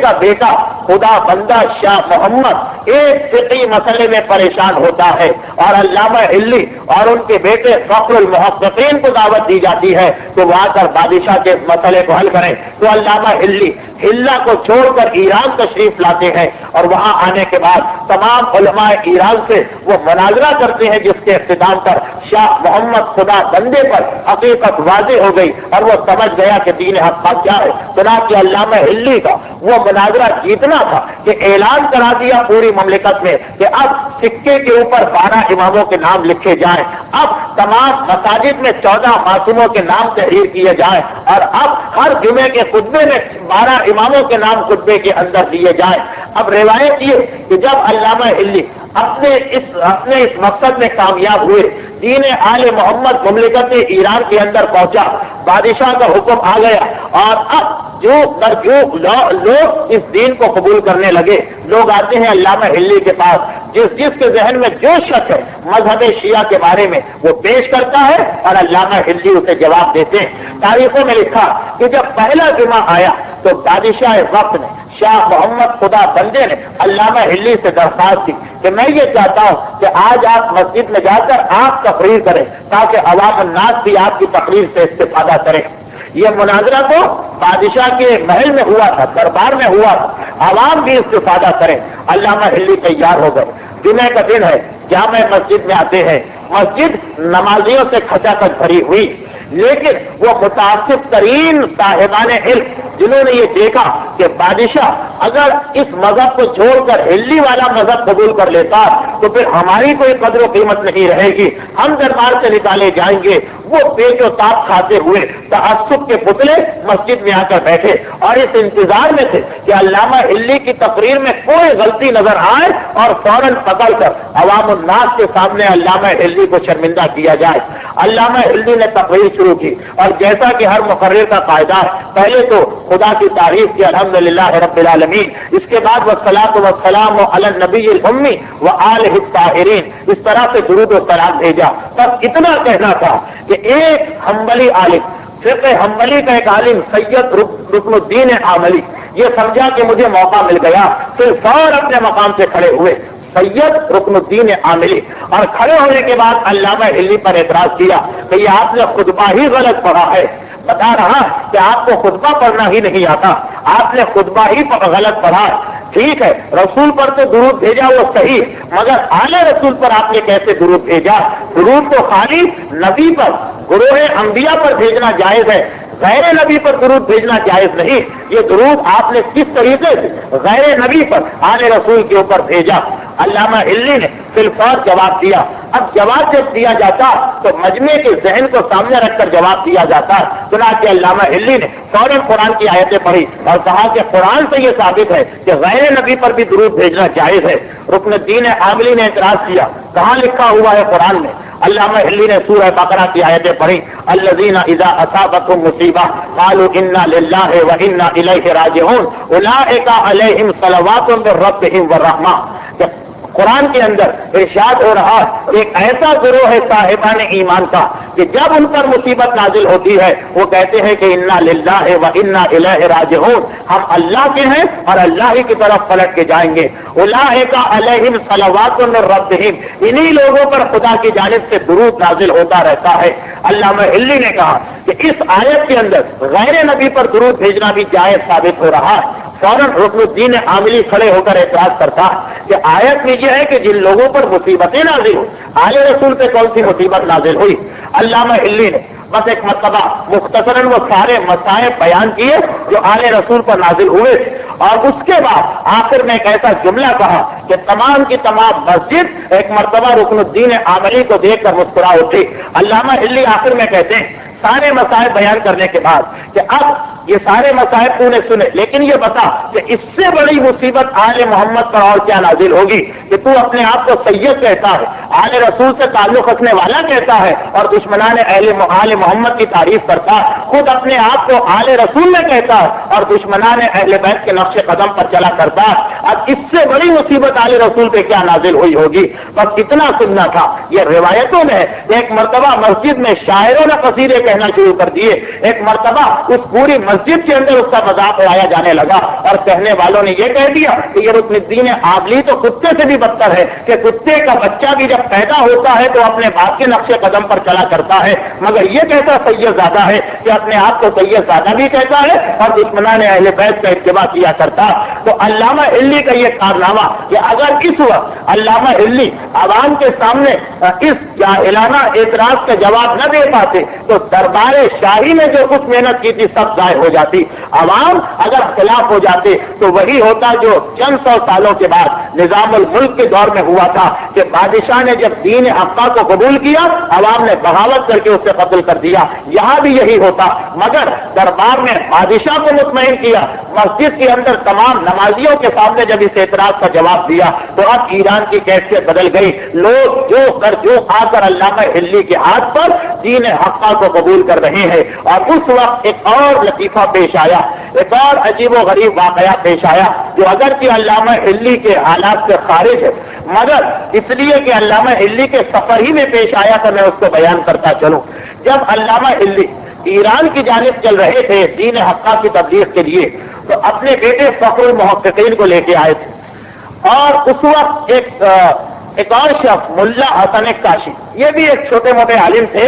لیکن عالم سے زیادہ بحیثیت ظریف، بحیثیت مسخرے مشہور تھے، اور ان کا کام ہی یہی تھا کہ جب کوئی شخص کسی دلیل کو نہ مانے تو یہ ہنسی اور مذاق کی باتوں سے اسے منوا لیا کرتے تھے. اب یہ بھی علامہ ہلی کے ساتھ چلے، اگرچہ بعض روایتوں میں یہ واقعہ ہے کہ یہ لکھا ہوا کہ یہ واقعہ اس مقام پر پیش نہیں آیا، لیکن قصص العلماء کے مؤلف کہتے ہیں کہ یہ اسی مقام پر پیش آیا کہ ملا حسن کاشی بھی علامہ ہلی کے ساتھ چلے. جب دربار میں بادشاہ سے مناظرے کے بعد، جب دربار میں بادشاہ کے سامنے مناظرے کے بعد علامہ ہلی نے مذہب شیعہ کی حقانیت کو ثابت کر دیا تو اب اس کے بعد یہ ملا حسن کاشی کھڑے ہوئے اور بادشاہ سے کہا کہ میں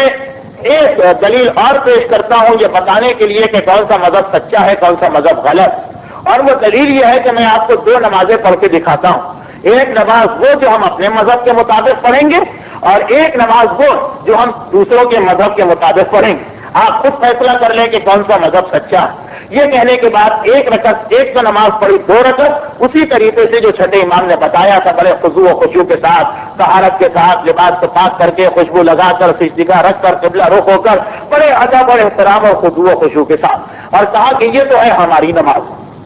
اور کہا کہ اب دیکھیے دوسروں کی نماز کیسے ہوتی۔ بس یہ تاریخ کا واقعہ ہے، میرا کسی کی جانب اشارہ نہیں۔ یہ کہنے کے بعد ملا حسن کاشی نے نماز پڑھنا شروع کی۔ کس انداز سے نماز پڑھنا شروع کی؟ سب سے پہلے تو شراب منگوائی اور شراب سے وضو کیا۔ شراب سے وضو کرنے کے بعد کتے کی کھال منگوائی اور اس کتے کی کھال کو اوڑھا، مگر نماز کو اور مکمل کرنے کے لیے اس کتے کی کھال کے 1/4 حصے پر کسی سے پیشاب کروایا تاکہ مکمل طور پر نمازی کا لباس صحیح طریقے سے ہو جائے۔ کتے کی کھال کو اوڑھا، اس کے 1/4 حصے کے اوپر، اس کتے کی کھال کے 1/4 حصے کے اوپر پیشاب کروایا۔ اس کے بعد جب کھڑے ہوئے اور نماز پڑھنا شروع کی تو نماز کے اندر نہ کوئی نیت نہ کوئی تکبیرۃ الاحرام، بس اتنا کہا 2 سبز درخت یہ کہا اور رکوع کے اندر چلے گئے۔ شراب سے وضو کر چکے ہیں، چنانچہ اس شراب کی مٹھاس کی وجہ سے مچھر اور مکھیاں پورے اعضائے وضو کے اوپر آ کر بیٹھ چکی، اور اس کے بعد صرف کھڑے ہوئے، صرف اتنا کہا کہ 2 ہرے درخت، اور یہ کہہ کر رکوع میں گئے، رکوع کے بعد سجدے میں گئے۔ اب سجدہ بھی کس چیز پر کیا؟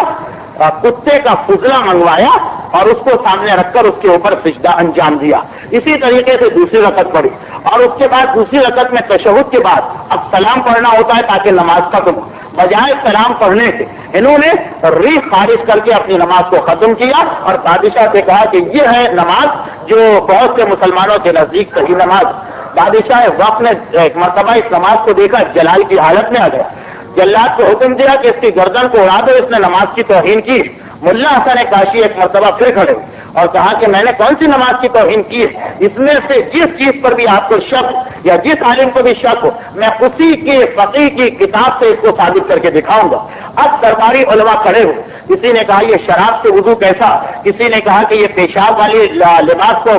پہن کر نماز کیسی، کسی نے کہا کتے کی کھال کو پہن کر نماز کیسی، اور ملا حسن کاشی ایک ایک فقیہ کی کتاب سے دکھا رہے ہیں کہ دیکھو فلاں فقیہ نے لکھا ہے کہ شراب سے وضو کرنا بالکل صحیح اور جائز ہے، فلاں فقیہ نے لکھا ہے کہ نماز میں الحمد اور سورہ کی ضرورت نہیں، کوئی ایک قرآن کی آیت پڑھو بلکہ آیت کا ترجمہ پڑھ لو وہ بھی کافی۔ میں نے مدہام متان سورہ رحمان کی آیت ہے اس کا ترجمہ پڑھا تھا۔ دیکھو فلاں فقیہ کہتا کہ جانور کے پیشاب اور پیخانے کے اوپر بھی سجدہ کرنا بالکل جائز ہے، دیکھو فلاں فقیہ کہتا کہ نماز ختم کرنے کے لیے سلام پڑھنا ضروری نہیں، کوئی ایسا کام کر دو جس سے وضو ٹوٹ جاتا ہے نماز خود بخود ختم ہو جایا کرے گی۔ اس نماز کو ثابت کر کے وہاں دکھایا، چنانچہ اس کے بعد ہی اس کا اثر ہوا کہ بادشاہ کے دل میں مذہب شیعہ کی محبت بڑھی اور دیگر مذاہب سے نفرت اور حقارت میں اضافہ ہوا۔ بڑا نازک موضوع ہے، میں بہت سنبھل کے آگے بڑھاؤں ورنہ بہت کھل کر بھی بات ہو سکتی تھی کہ کس فقیہ کا کون سا مسئلہ کتابوں کے اندر لکھا ہوا۔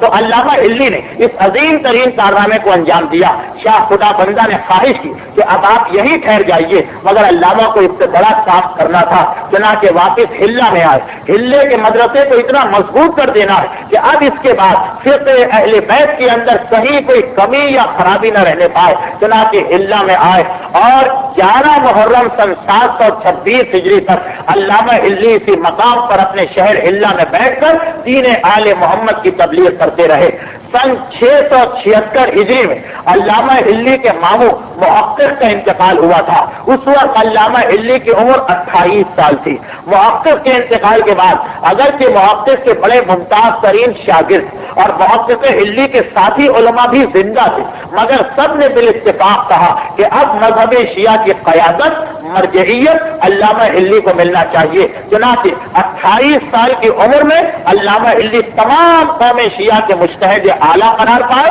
726 ہجری تک مسلسل 50 سال تک اس منصب کے اوپر فائز رہے، جس کے دوران کتابیں لکھی۔ کتنی کتابیں لکھی کہ تاریخ کا یہ فقرہ کہ علامہ ہلی نے اتنی کتابیں لکھی ہیں کہ جب حساب کتاب کیا گیا تو پتا چلا کہ مرنے سے پیدائش سے لے کر مرنے تک، جس دن پیدا ہوئے اس دن سے لے کر مرنے تک، یعنی تقریباً 80 سال تک اتنی انہوں نے کتابیں لکھی کہ ان کی کتابوں کو جب تقسیم کیا گیا تو پتا چلا کہ اوسطاً روزانہ 1000 صفحے علامہ ہلی کے حصے میں آئے، یعنی روزانہ 1000 صفحے لکھتے تھے۔ اور یہ حساب کب سے لگایا گیا؟ پیدائش سے لے کر جس دن پیدا ہوئے، اگر اس دن سے حساب جوڑا جائے تو مرنے تک جتنے دن ہوتے ہیں 80 سال کی عمر 1000 صفحے روزانہ کے حساب سے علامہ ہلی کے پڑھتے ہیں۔ اور اگر آپ اس عمر سے دیکھیں جب علامہ ہلی عالم بن گئے تھے تو 2000 صفحے علامہ ہلی روزانہ لکھتے تھے۔ میں تو کہتا ہوں کہ 2000 صفحے کوئی پڑھ نہیں سکتا ہے،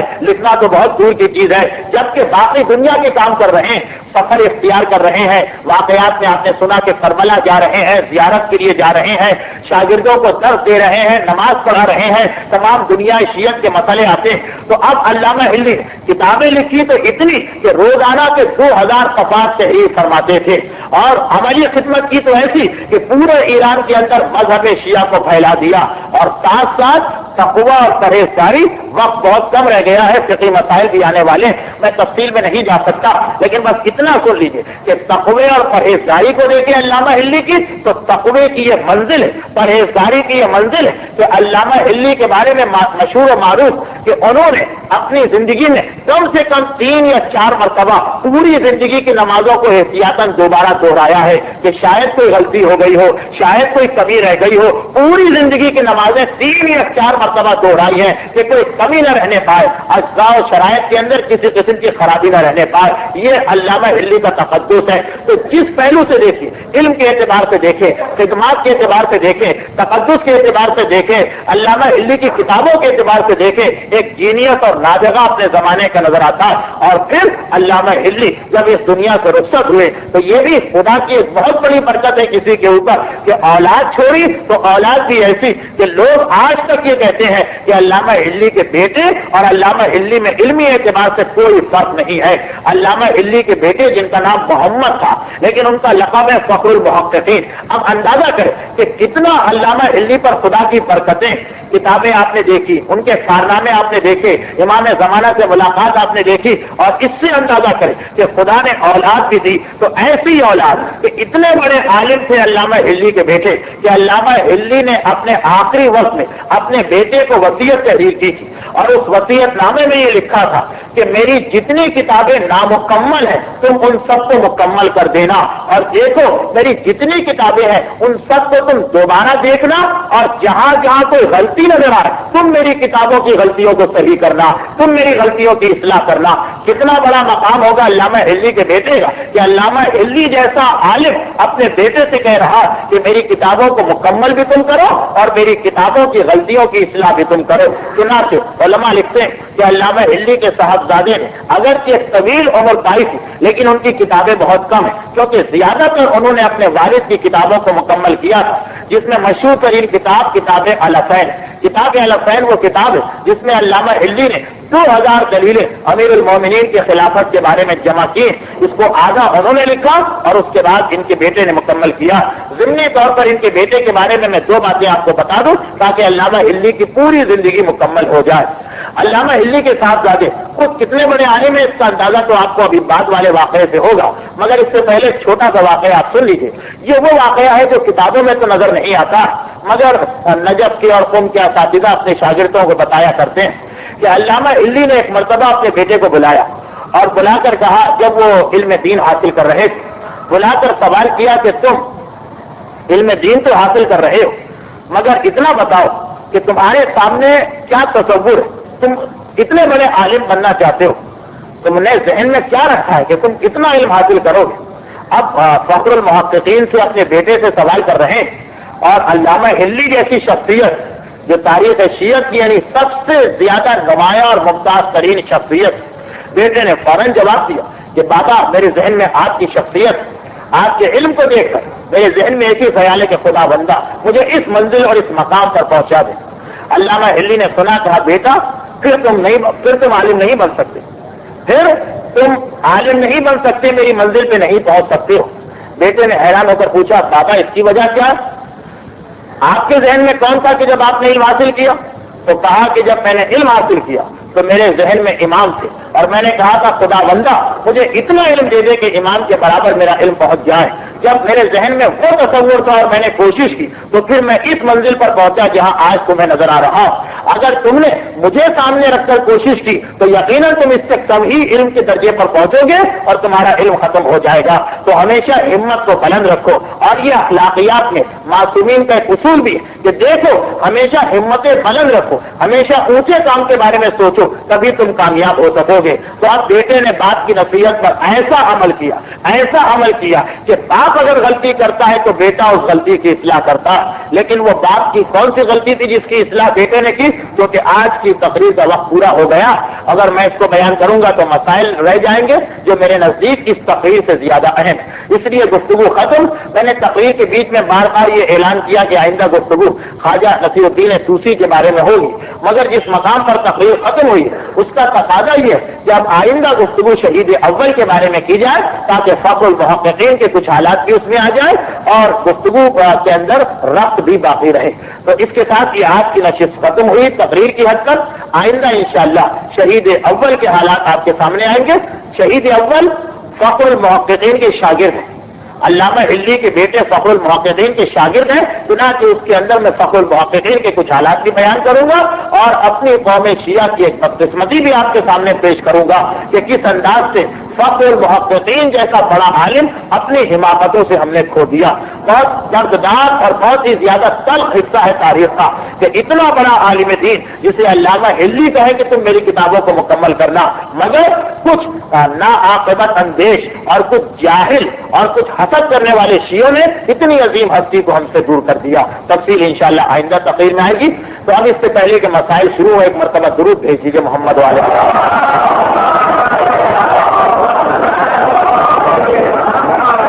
آج شاید میری گفتگو خصوصاً اس کا ابتدائی حصہ آپ کو ذرا خشک اور بے ربط لگا. جن حالات میں اس تقریر کو میں نے مکمل کیا ہے وہ آپ کے سامنے نہیں. بہرحال یہی بہت بڑی بات ہے کہ تقریر مکمل ہو گئی, ورنہ میرا تو اندازہ یہ تھا کہ شاید آج گفتگو ہو بھی نہ سکے گی. تو بہرحال یہ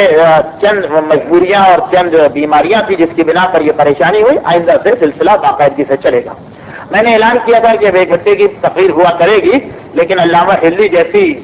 تناوع شخصیت سامنے آئی کہ 1 گھنٹے کی تقریر میں نامکمل تھا اس موضوع کو پورا کرنا. اس لیے آج کی تقریر 1.5 گھنٹے کی ہو گئی. اور آثار یہ ہے کہ شہید اول کے حالات میں چونکہ فخر المحققین کے حالات بھی بیان ہوں گے اس لیے وہ تقریر بھی 1.5 گھنٹے کی ہوگی. مسائل فقہ کے اندر میں نے پہلی تقریر میں بینک کے مسئلے بیان کیے جو نامکمل ہیں. دوسری تقریر میں زیارت پر جانے والوں کے اس مسئلے کو بیان کیا جس کے اندر وہ گناہ کبیرہ کا شکار ہو رہے ہیں اور ایک اسلامی مملکت کو نقصان پہنچانے کے جرم کے مرتکب ہو رہے ہیں. تیسری تقریر کے اندر بات آئی تھی سجدے کے مسائل پر, اور چوتھی تقریر میں سجدے کے مسائل سے متعلقہ کچھ سوالات کسی نے پوچھے تھے جس کا میں نے جواب دیا. پچھلی تقریر میں مسائل نہ ہو سکے, صرف ایک تقریر بغیر مسائل کی گزری. آج اسے سجدے کے مسائل کو مکمل کرنا ہے. میں آپ کے ذہن میں اس بات کو لے آؤں کہ سجدے کا مسئلہ بیان کرنے کی وجہ کیا تھی. سجدے کا مسئلہ بیان کرنے کی وجہ صرف یہ تھی کہ عام طور پر یہ دیکھا گیا کہ ہاتھ پر سجدہ کرنا لوگوں نے اس کو اتنا زیادہ شامل کر لیا ہے اپنی عبادات کہ ذرا سی کسی کو سجدہ نہ ملی اور اس نے جھٹ سے ہاتھ پر سجدہ کیا, یہ سمجھ کر کہ مجبوری کی حالت میں ہاتھ پر سجدہ کرنے کی شریعت نے اجازت دی. جبکہ میں نے عرض کیا کہ کم از کم موجودہ زمانے میں یہ ناممکن نظر آتا کہ کسی آدمی کو کبھی ایسی پریشانی ہو کہ اسے ہاتھ پر سجدہ کرنا پڑے. آج کے دور میں تو یہ ناممکن ہے, تقریباً ناممکن ہے, بالکل ناممکن تو نہیں, تقریباً ناممکن ہے کہ کوئی ایسی پریشانی میں پھنس جائے کہ اس کو ہاتھ پر سجدہ کرنے کی نوبت آ جائے. ورنہ شریعت نے جو بیچ کے اسٹیپس رکھے ان کو اگر ذہن میں رکھیے تو ہاتھ پر سجدہ کرنے والوں کی ساری نمازیں غلط. اگر کسی نے آج تک واقعہ ایسا کیا بھی ہے تو وہ نمازیں غلط ہیں, ان کی قضا کرنا اس کے لیے ضروری ہے. لیکن اس سے قبل کہ اس مسئلے کو میں بیان کروں, ایک تقریر کا مسئلہ میرے ذہن میں آ گیا, میں اس کو مکمل کر دوں. تقریر کے دوران میں نے بتایا تھا کہ علامہ ہلی قرآن کی آیت پڑھتے تھے اور محقق ہلی کو سجدے میں جانا پڑتا تھا. اس مسئلے میں علماء میں اختلاف ہے. آیت اللہ خوئی اور خمینی کا مسئلہ میں بتا دوں تاکہ کوئی غلط فہمی نہ ہو. اختلاف یہ ہے کہ اس پر تو سب کا اتفاق ہے کہ اگر آپ قرآن کی سجدے والی آیت پڑھیں تو سجدہ کرنا واجب ہے, اور اگر آپ اس کو سنیں، سننے کی دو قسمیں ہیں. ایک قسم یہ ہے کہ آپ توجہ سے سنیں، آپ کا ارادہ ہو سننے کا، آپ کان لگا کر سن رہے ہیں، آپ کا ارادہ، آپ کی نیت ہے کہ آپ تلاوت قرآن سنیں. اس میں اگر آیت سجدہ آ جائے تب بھی سننے والے پر سجدہ واجب ہے. لیکن ایک صورت یہ ہے کہ آپ کی نیت اور ارادہ نہیں ہے، خود بخود وہ آواز کان میں آ گئی. جیسے آج کل تو بہت یہ ممکن ہے، ریڈیو سے تلاوت ہو رہی ہو، ٹی وی سے تلاوت ہو رہی ہو، آپ گزر رہے ہیں کہیں سے، قاری پڑھ رہا ہے قرآن، اور بس کے اندر کیسٹ لگ گیا تلاوت کا. بہت ساری صورتیں کہ آپ نے کان نہیں لگائے سننے کے لیے، خود بخود وہ آیت سجدہ آپ کے کان میں آ گئی اور پوری آ گئی. تو اس صورت میں بعض علماء کہتے ہیں کہ اس صورت میں بھی سننے والے پر سجدہ واجب ہے. مگر آیت اللہ خوئی اور خمینی کا فتویٰ ہے کہ اگر خود پڑھیں تب سجدہ واجب ہے، اور خود سنیں نیت اور ارادے سے تو سجدہ واجب. خود بخود آواز کان میں آ رہی ہے، آپ نہیں سننا چاہ رہے، تب یہ سجدہ واجب نہیں. یہ مسئلہ میں نے اس لیے بھی بتایا کہ کہیں آج کے یہ ہمارے ذہین اور ہوشیار بچے اپنے والدین کو مصیبت میں نہ ڈال لیں. تو اگر آج کا کوئی بچہ آپ کے ساتھ یہ شرارت کرے تو آپ کو روکنے کی ضرورت نہیں، آپ بے شک اس کی گردن کو ناپ سکتے ہیں، اس لیے کہ بے اختیار یا آپ نہیں سننا چاہ رہے تھے، اس نے آیت سنا دی، تو آج کے مراجع کے نزدیک سجدہ واجب نہیں. خیر، اب آئیے سجدے کے مسئلے پر. سجدے کے مسئلے میں ایک مسئلہ میں پہلے بیان کر دوں کیونکہ مجھے ڈر ہے کہ کہیں وقت ختم نہ ہو جائے. وہ یہ ہے کہ دوران نماز اگر سجدگاہ غائب ہو جائے تو اس صورت میں نماز پڑھنے والے کی کیا ذمہ داری ہے. جیسے عام طور پر گھروں میں ہوتا ہے کہ بچے کھیلتے کھیلتے آئے اور سجدگاہ اٹھا کر لے گئے، یا آپ کسی ایسے مقام پر نماز پڑھ رہے تھے کہ جہاں کاغذ یا پتا آپ نے رکھا ہے سجدے کے لیے، ایک مرتبہ ہوا چلی اور وہ اڑ گیا. یہ ایسی ہی کوئی صورتحال کہ جس چیز پر آپ سجدہ کر رہے ہیں اگر نماز کے دوران وہ چیز غائب ہو گئی، غائب ہونے سے مقصد یہ کہ وہاں سے ہٹ گئی، تو اب آپ کس طریقے سے سجدہ کریں کس چیز پر. تو اس کے بارے میں علماء کرام یہ کہتے ہیں کہ اگر دوران نماز سجدگاہ سے مطلب یہ مہر نہیں ہے، بلکہ سجدگاہ سے مطلب کوئی بھی چیز جس پر آپ سجدہ کر رہے ہو، چاہے مہر ہو، کاغذ ہو یا پتا ہو، وہ اگر غائب ہو جائے تو آپ یہ دیکھیں کہ نماز کا وقت، بلکہ یہ بھی نہیں، اگر وہ چیز غائب ہو جائے تو آپ یہ دیکھیں کہ فوراً کیا آپ کو کوئی دوسری ایسی چیز مل سکتی ہے جس پر سجدہ صحیح. بچہ سجدگاہ اٹھا کر لے گیا، ٹھیک ہے، لیکن آپ کی جیب میں کاغذ پڑا ہوا ہے، سجدگاہ چلی گئی چلی جائے، آپ جیب سے کاغذ نکال کر اس کے اوپر رکھ کر سجدہ کر لیں. بچہ سجدگاہ لے کر چلا گیا، لیکن آپ نے عقیق یا فیروزے کی انگوٹھی پہنی ہوئی ہے، اور آیت اللہ عقیق کے نزدیک عقیق اور فیروزے پر حالت اختیار میں سجدہ بالکل صحیح. تو ٹھیک ہے، وہ سجدہ لے گیا، آپ نے عقیق یا فیروزہ جو بھی انگوٹھی ہے اس پر سجدہ کر لیا. یا یہ کہ بچہ سجدہ لے گیا، آپ جس جگہ نماز پڑھ رہے تھے مصلی سے آگے سیمنٹ کا فرش ہے، آپ ایک قدم آگے بڑھے اور سیمنٹ پر آپ نے سجدہ کر لیا، کیونکہ آیت اللہ خوئی اور خمینی کے نزدیک سیمنٹ کے اوپر سجدہ بالکل صحیح ہے اگر اوپر سے رنگ نہ کیا ہوا. تو اگر سجدگاہ غائب ہو جائے تو یہ دیکھیں کہ کیا کوئی اور ایسی چیز موجود ہے قریب میں کہ نماز چھوڑے بغیر آپ اس کے اوپر سجدہ کر سکتے ہیں. اگر ایسی کوئی چیز مل جائے تو مسئلہ بہت واضح، وہ چیز چلی گئی دوسری چیز آ گئی، نماز میں کوئی فرق نہیں پڑا. لیکن اگر ایسی صورتحال ہے کہ ایسی کوئی چیز قریب میں آپ کے پاس موجود نہیں ہے جس پر آپ سجدہ کر سکیں، فرض کیجیے یہاں پر آپ نماز پڑھ رہے ہیں، سیمنٹ کا فرق بھی نہیں ہے، قالین وغیرہ ہے اور کاغذ وغیرہ بھی کچھ نہیں ہے اور سجدگاہ غائب ہو گئی، تو اس صورت میں یہ دیکھا جائے گا کہ نماز کا وقت ختم ہونے والا تو نہیں ہے، دیکھیں گے کہ نماز قضا ہونے میں کتنی دیر ہے. اگر پتہ چلے کہ نماز قضا ہونے والی ہے، بالکل آخری وقت میں نماز پڑھ رہے تھے، یعنی دوسرے الفاظ میں اتنا وقت نہیں ہے کہ آپ نماز توڑیں، کہیں سے سجدگاہ وغیرہ لائیں اور پھر سے نماز پڑھیں، اتنا وقت نہیں. اگر آپ یہ کرنے گئے تو نماز قضا ہو جائے گی. اس صورت میں پھر علماء کہتے ہیں کہ اب سجدگاہ نہیں ہے تو ہاتھ پر سجدہ کر لیں، نماز صحیح. یہ وہ صورت ہے جب ہاتھ کی نوبت آ جائے گی. لیکن اگر نماز کا وقت بہت باقی ہے، ظہر کی نماز 2 بجے آپ پڑھ رہے ہیں تب سجدگاہ غائب ہو گئی، 7 ساڑھے 6 بجے تک اس کا وقت ہے، تو علماء کہتے ہیں کہ نماز توڑ دیجیے، نماز توڑ کر سجدگاہ یا کوئی بھی چیز جس پر سجدہ ہو سکتا ہے اسے لے کر آئیے اور پھر سے نماز پڑھیں. تو دوران نماز اگر سجدے والی چیز غائب ہو جائے تو پہلے تو دیکھیں کہ کوئی اور چیز مل جائے جس پر سجدہ صحیح ہے، وہ نہ ملے تو وقت دیکھیں، اگر وقت بہت زیادہ ہے تو نماز توڑ دے اور اس کو دوسری کوئی چیز لائے سجدے والی اور پھر سے نماز پڑھیں، اور اگر وقت کم ہے تو اس صورت میں جو مجبوری کا حکم ہے اس پر آپ عمل کریں۔ اب مجبوری کا حکم کیا ہے یہ بھی میں بیان کر دوں۔ میں نے تو کہہ دیا کہ ہاتھ پر سجدہ کریں، مگر وہ بیان کرنا مناسب نہیں تھا اس لیے میں نے اس وقت کہہ دیا، لیکن اصل حکم یہ ہے کہ مجبوری کی حالت میں انسان کیا کرے گا۔ جب کسی آدمی کے پاس کوئی ایسی چیز نہ ہو جس پر سجدہ کرنا جائز ہے، جس پر سجدہ کرنا صحیح، ایسی چیز نہ ہو، تو اس صورت میں حکم ہے کہ اپنے لباس پر سجدہ کریں۔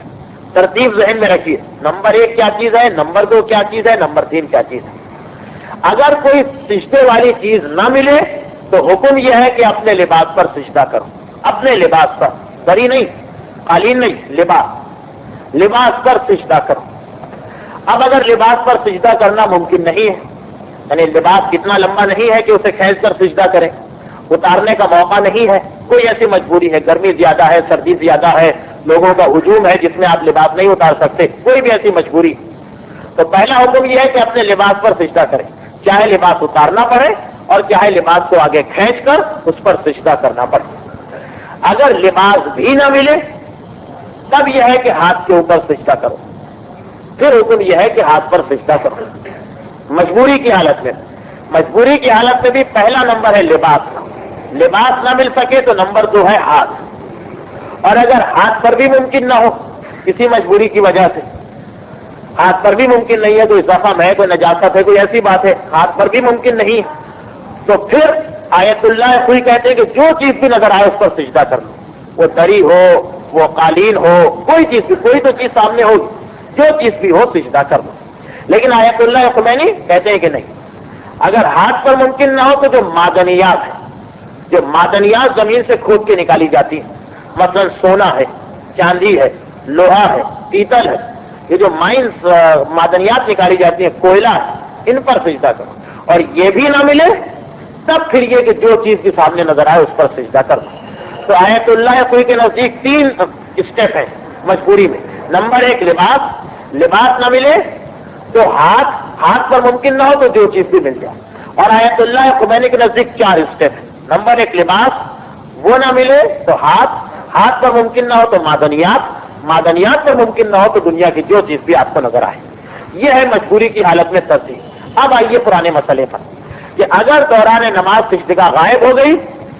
اور کوئی اور چیز بھی موجود نہیں ہے جس پر سجدہ کیا جا سکے تو وقت دیکھیے، اگر وقت بہت زیادہ ہے تو نماز توڑ لیں اور پھر بعد میں کوئی چیز سجدے والی لا کر سجدہ کریں،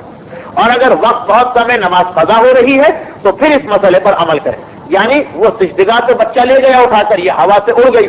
اب کپڑے کے اوپر سجدہ کر سکتے ہیں اپنے لباس پر، تو اس پر سجدہ کریں۔ یہ نہیں ممکن ہے، وقت بہت کم ہے، جتنے میں قمیض اتار کر کریں گے نماز قضا ہو جائے گی، ہاتھ پر کر لیں۔ یہ بھی ممکن نہیں ہے، کوئی صاحب کے مقلد ہے تو جو چیز سامنے ہو اس پر کر لے، خمینی صاحب کے مقلد ہے تو اگر کوئی معدنیات مل جائے اس پر کرے، اور وہ بھی نہ ہو تو پھر جو چیز سامنے نظر آئے اس کے اوپر کر لیں۔ یہ ہو گیا یہ مسئلہ مکمل، جس سے آپ کے ذہن میں یہ بات واضح ہو گئی ہو کہ ہاتھ پر سجدہ کرنا کتنا مشکل ہے، اور کتنے شاید ہی کوئی ایسی صورتحال ہو کہ جب ہاتھ پر سجدہ کرنے کی نوبت آئے۔ اس مقام پر ایک بات میں اور بتا دوں، وہ یہ ہے کہ بعض ایسا اسلام ہوتا ہے کہ پہلے مسلمان کی جگہ ہوتی ہے، اور پیغمبر اسلام یہ کہ اگر اعلان سے رکاوٹ نماز پڑھنا رکھ کے تاریخ سے کسرا لکھتی کہ اب ہو سکتا ہے میں بلکہ نماز تک اعلان ہے ہماری جان کو اعلان نبوت نہیں ہوا۔ ہر مورخ لکھتا ہے کہ رسول کے نبوت کے اعلان سے 3 سال قبل 3 سال پہلے اہل بیت غفاری نماز کا جاتا ہے اس بنیاد پر کہ وہ سلسلے پر نماز کی روایت، وہاں اگر آپ اس طرح سجدہ کریں تو بہت پریشانی ہو جائے گی۔ حج کے زمانے میں تو ہجوم عام ہوتا ہے، سختی نہیں ہوتی ہے، لیکن عام دنوں میں بڑی پریشانی ہوتی ہے، یا خدا نہ کرے لیکن ہو سکتا ہے کہ ہمارے ملک میں کبھی ایسی صورتحال ہو کہ آپ کسی ایسے وقت پہ ایسی جگہ پھنسے ہیں کہ فسادات ہو رہے ہیں، نماز بھی قضا ہو رہی، اب اگر سجدگاہ وغیرہ رکھ کے نماز پڑھیں تو خطرہ ہے جان کا۔ اس صورت میں تقیہ کا مقام ہے۔ تو اب بعض لوگ یہ سمجھتے ہیں کہ ایسی حالت میں ہاتھ پر سجدہ کر لے تو نماز صحیح ہو جائے گی، لیکن اصل مسئلہ یہ ہے کہ جب ایسا مقام ہو تب یہ حکم ہے کہ جو چیز بھی نظر آئے اس کے اوپر سجدہ کر لو، یعنی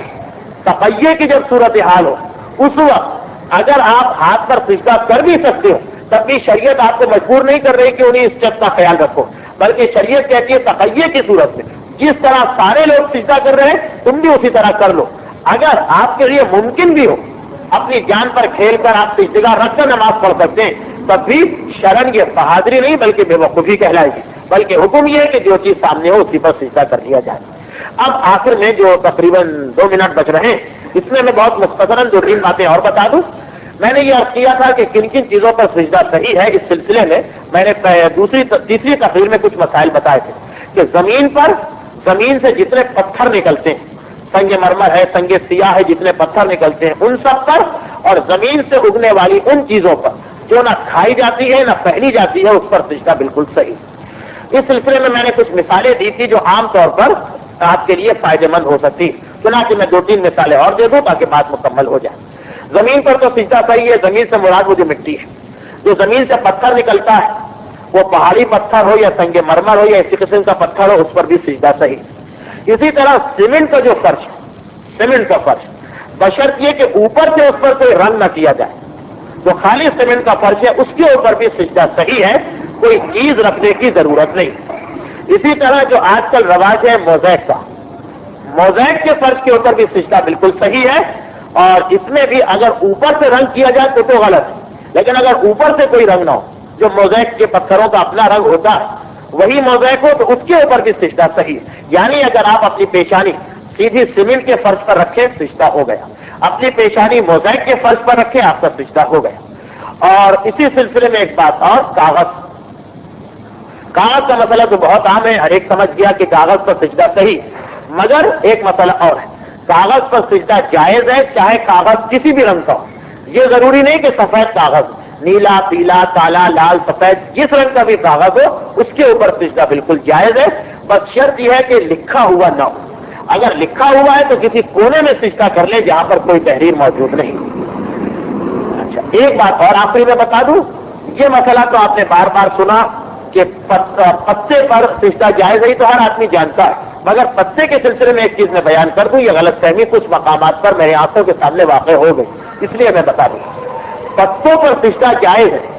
اس لیے کہ وہ زمین سے اگتے ہیں، نہ کھائے جاتے ہیں نہ پہنے جاتے ہیں، مگر آپ ذہن میں رکھیے کہ کون سے پتے جو زمین سے اگے نہ کھانے میں آئے، جیسے پان پر سجدہ صحیح نہیں، پالک پر سجدہ صحیح نہیں، اور نہ کھانے میں آئے نہ پہننے میں آئے، تو یہ چیز ذہن میں رہے کہ شرط یہ ہے کہ زمین سے اگے۔ کچھ ایسے پودے ہیں جو پانی کی سطح پر پیدا ہوتے ہیں، کمل کا پھول ہے یا اس قسم کے پتے، تو یہ دیکھا گیا ہے کہ جھیل وغیرہ کے کنارے گئے نماز پڑھنے کے لیے، وہی پتا اٹھایا اور نماز پڑھ، اس پتے پر نماز جائز نہیں، وہ پتا جو زمین سے اگتا ہے اس پر نماز صحیح، وہ پتا جو پانی کی سطح پر اگتا ہے اس کے اوپر نماز صحیح نہیں ہے۔ نماز کی اولین شرط ہے کہ سجدہ اسی چیز پر ہوگا جس کا زمین سے کوئی تعلق، اگر پانی پر اگنے والا پتا ہے تو اس کے اوپر نماز صحیح نہیں، اگرچہ وہ پتا ہے لیکن اس پر سجدہ کیا تو نماز غلط ہو جائے گی۔ سجدے کے مسئلے مکمل ہونے کے ساتھ یہ گفتگو مکمل ہو گئی۔ کچھ سوالات ہیں میرے پاس لیکن آج اتنا وقت نہیں ہے، اب آئندہ تقریر میں بینک کے باقی مسئلے مکمل کیے جائیں گے تاکہ یہ موضوع بھی مکمل ہو، پھر کچھ وضو اور غسل کے اہم مسئلے بیان کرنے کا ارادہ۔